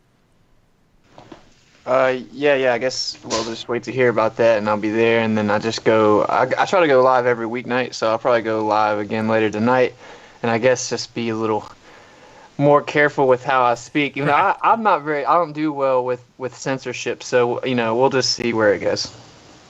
All right, well, the good thing is, too, I mean, if it ever goes away, at least we have DLive now. It seems to be there a little more forgiving. We'll have to see how it works. But check out Wits It Gets It. His link is in the description, of course. And, yeah, he's the newest Globebuster, so always watch that show when you can. Sundays at noon on the Globebusters channel. Let's see who else we have. Rodrigo, anything going on with you?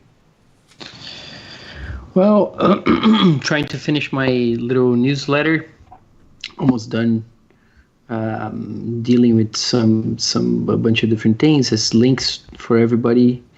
At the end, going to put it on my Patreon. Have some new Patreons.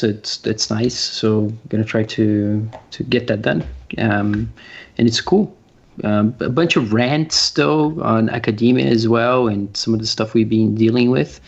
Talking about the sort of anthropology of space, engineers, NASA engineers, some of what I've covered. Maybe you guys seen it. That anthropologists who studied the engineers who work at this Mars habitat in the desert and think that they're studying exoplanets. Right. And a bunch of other things. Nathan Thompson's, I do cover Nathan Thompson's discussion or Team Skeptic sort of thing that happened, right? Some thoughts on it. And it's really odd that I'm running people through a kind of a little plugin I have that turns things into comics looking things. And when I ran a screenshot of Team Skeptic, and that's going to be on this, it looks like a orc from The Lord of the Rings. I mean, it's very weird. It's almost like he's been deformed. Sorry. You all saw him after wearing his mankini. Oh God, I saw a picture. What? I didn't. Yeah, he took off his shirt and was wearing like a little thong underwear that goes up over your arms or something. Like Over the his shoulders. Borat. Like Borat's bathing suit or whatever. Exactly. Yeah, that was wild. I don't know. What was Who was that? wearing Why would that? you do that? The guy Team Skeptic. Team Skeptic.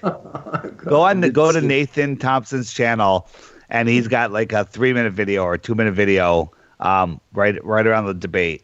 You watch it, your head's gonna pop off. I don't know if I need to do that. No, you probably don't.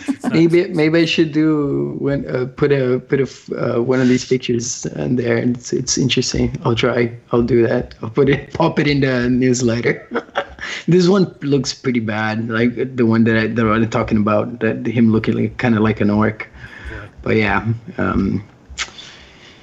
we'll see. We'll see how it comes out. It's interesting. Okay. But yeah, that's what I have coming up. Maybe a stream. And see what happens. See if this next week is as fast as last week, because literally I think it was a couple days ago that we talked. And what's up with you, Iru? How long are you gonna be there? You coming back anytime soon? I'm gonna be here like 8 days more. In fact, tomorrow, on Monday. No, on Sunday we're gonna go to visit the Albert Einstein house in Berna, near. Yeah, man, it's gonna be so fun. Of course, we're gonna go it's like a museum style thing. So we're gonna see the vet where he has the wildest and sweating dreams about relativity. Oh, great! And Will you say it's gonna be sex porn everywhere. Sex porn. And so we're gonna go. We are like you're gonna sleep in Einstein's house. No, not sleep. They won't let him do that unless he hides out. No. So we're gonna go like 6 people with T-shirts about NASA and flat Earth, of course. We're gonna bring a few stickers. We're gonna go wild inside. You know how flat earthers how we are. So now it's gonna be some kind of flat smacking maybe. You don't know. And I'm really happy to get back to the jeranism lunch Friday. Thank you. Sorry for my long presentations and my English and things like that. For anyone out there that complain about these issues, but no, I'm really happy to be again. Forget it. Because I miss the last Globebuster show. Also, I watching offline, of course, but You're just to touch on that, because I've heard you say it a few times, bro. Your English is perfectly fine. It's bro. fine. You're covering tons of subjects in a second language, and we all understand you, bro. I think you do an amazing job. So don't even worry about that. Okay, thank you. I have a very difficult time understanding anything he says except balloon, No, I know. Jesuit, That's because you are Sharon, curious. and fuck it. What the fuck? Like that. Yeah. So no, I am recovering from the conference. The conference, is it still online, or did you take out the pilot? No. The conference is full online except for the pilot part of the conference. The rest is all available for everyone. I split in 2 parts because the complete conference was about 4 hours and a half, like a live stream from Russian Beats. And so I split it in half and I put in 2 parts, but it's complete. It's complete.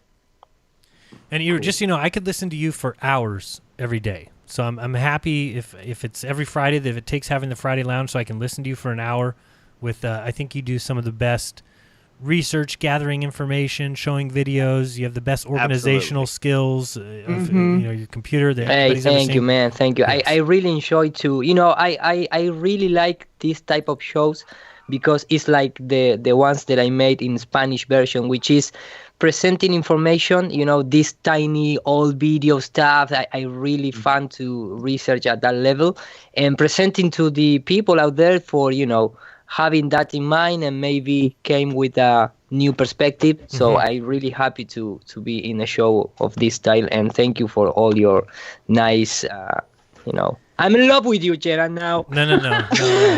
More than Einstein. No. I've seen seen you anything less than thorough. Your Madrid deck was 226 slides.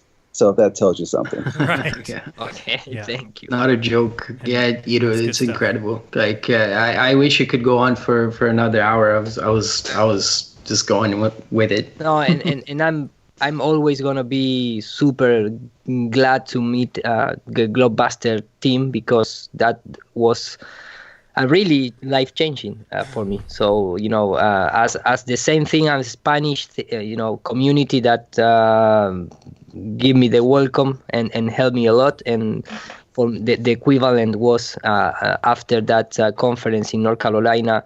And of course, thanks a lot to Robbie Davidson. But I'm really glad to be part of the English community. So thank you so much. That is why I'm sometimes I trying to get better with my English, because I trying to don't piss off some guy out there. But really thank you for having me on. Like I said, if people think that you're too hard to understand, they don't have to watch the show. But I don't think that's actually anybody. I think anybody who's listened to you once or twice can figure it out. I don't think there's any periods of time where somebody's saying, I don't have any clue what he said right there. No, they can figure it out. I get it. I just it's fun to listen to Eero. It is fun. It is enjoyable. Joking, of course. Yeah, exactly. So Eero, that's awesome, and I'm happy you're part of the show. And people should support Eero. Also, when you support Eero on Patreon, that money goes a little bit further than it does for some of us in the States. So, of course, man. Yeah. For us, the Patreon, $5, it's literally, with $5, I live 1 week. I'm not joking. See, that's what I'm saying. So if people are on Patreon, if they could help Eero out with $1, $2, $3, $5 a month, where, here in the States, it won't buy you a meal, but, down there. I'm moving to Santiago. Yeah, let's go. Eero said I can come stay at his house whenever I want. So, well, he has to be there. If you can receive a payment in dollars and you go down to Ecuador, you are rich. Or below. To Ecuador. Oh, down the equator. Below the equator. No, down the equator. I mean, outside the equator. Got you. Yes, so towards the south, if you want to call it that. Yeah, South Africa, Argentina, right. Colombia. Colonies of you guys. No, not ours. Maybe some, but not ours. All right, well, that's great. So people can support. Yeah, there's Patreon links in the description. Karen, you have a Patreon yet? No? I do. Oh, you did? I do. I have like 2 Patreons. All right, that's a good start. I saw a couple other people that have a few. You have to start somewhere, Karen. I know.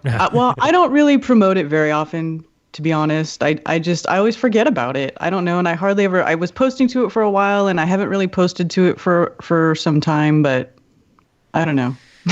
Yeah, I don't know about that. I think I need to go back and update it or something. I'm still in the camp that gets a little bit dangerous when you start posting there, because it's just like any other platform. They can then say, "Oh, we don't like what you posted," and remove you. But I think it's a good option to at least support people that you like, at least for as long as you possibly can, until they get booted from that platform and go somewhere else. That's a great thing about having these other platforms. At least, like I've always said, if anything ever happens to my channel or anything ever happens at all, at least I have TFR on Monday nights. At the very least, you'll be able to find me there, and then from there we'll go other places, do other things, but at least I have that, so that's what's great. Who else do we have? Wendell, anything coming up for you? Any goodbye statements? Actually, yes. I just got a text from Christelle Jaime, and she's a producer from the Swiss TV RTS. She did a story on us out here in California. She went to a meetup. She went actually onto Hollywood Boulevard. That's when Nathan Thompson was with us doing Flat Smacking. She was at the Dallas conference. So her segment, I don't know how long it is. I'm guessing it's a longer segment, is going to be aired next month. So who knows? It was taken very favorably. And actually, Eero, she wanted to reach out to you. I put her text in the chat. You can check that out. Because apparently your girlfriend's Swiss. Is that true? He's in Switzerland now. Well, there you go. So, but yeah, so that's coming out. There was just an article that came out in Speak Up magazine, where they interviewed me, Shelley, and Dan right after our segment with Jubilee Media. So that's out. Came out, I think, a week ago. And so, yeah, whatever opportunity presents itself, just take it. And we all move that bar just a little bit further. Let me also say just something that's kind of semi-related to the PowerPoint being 226 slides. Working for AT&T as an instructional designer for 18 years, we would never make our PowerPoints more than like maybe 100 slides because they would start to corrupt. So I would hate to see your PowerPoint corrupt there. You may want to cut it in half. So especially with all the the videos attached to it and that kind of thing, it makes it really be huge. I can't imagine how many megabytes some of his. They've got to be huge. I bet you have. Do you have some PowerPoint presentations that are a gigabyte, Iru? Did he leave? I'm not sure he's listening to us. That's right. Sorry, guys. Sorry, I was a little bit outside. No problem. And what? Can you repeat it? I was just asking if you have any PowerPoint presentations that are more than a gigabyte, huge. Some of them seem gigantic. You do. All my because I put so many videos inside our PowerPoint presentation. But for example, the ones who is about the electric universe is about 7 gigabytes. Holy smokes! Oh, see, we had problems after about 100 slides. The PowerPoint itself just couldn't handle it. So you may want to try to keep it cut down a little bit. But sometimes I am not. Could be maybe if you have your hard drive format in FAT32-bit instead of NTSF, I believe is the because sometimes Windows has problem with big files when you are not in the right format. I just drop in some ideas. I don't know which kind of computer you have, things like that. But usually you don't need to have any trouble with a large size file in our days. We send the Voyager 2 beyond the solar system. I forgot. You can it doesn't even need fuel. It doesn't even need fuel. You just throw something in space and it goes forever. Exactly, man. Thank you. When you're out, Wendell was saying that there's a Swiss journalist that wants to talk to you. I just want to make sure that you got that. The message is in the chat. Here. I put it in the Skype chat. Hey guys, I got to go cook some dinner. All right, Dave. Tomorrow night, 9 p.m. on Russian Vids channel. If you don't have the link, it's just Russian Vids, all one words, and it's a picture of Roddy Piper. Yes. And still coughing. Download the Flat Earth, Sun, Moon, and Zodiac Clock app. Do it. That's all. All right. Thanks, Dave. See you guys. And I have an email from Christine James, which was a journalist. I don't know if you are talking about this, but it was a woman journalist that she came to the Dallas conference and he prepared like a full. Wendell was just talking about this, and I think you weren't okay, here. So thank you. No, because I didn't understand completely what Wendell was saying, but I assume was about this, and she dropped me an email asking me for persons here in Europe to contact to see the live event in television and blah blah blah. So okay, good. So you got that? You're already in contact with her then? Yes, I have here in my email, so I go in. If you need it, I can share the information. But all she said is like, I am Crystal Shane from RTS Swiss TV. Mm-hmm. I met you in Dallas conference on November. I contact you because my TV story will be broadcast on February 15. I would like to know if you know some flat earther groups in France, Belgium, and Switzerland, which can inform them about our story. I think they're going to be really favorable to us. So that's a really good opportunity. And I think they want to do more because she did ask about any upcoming observations that we're going to do.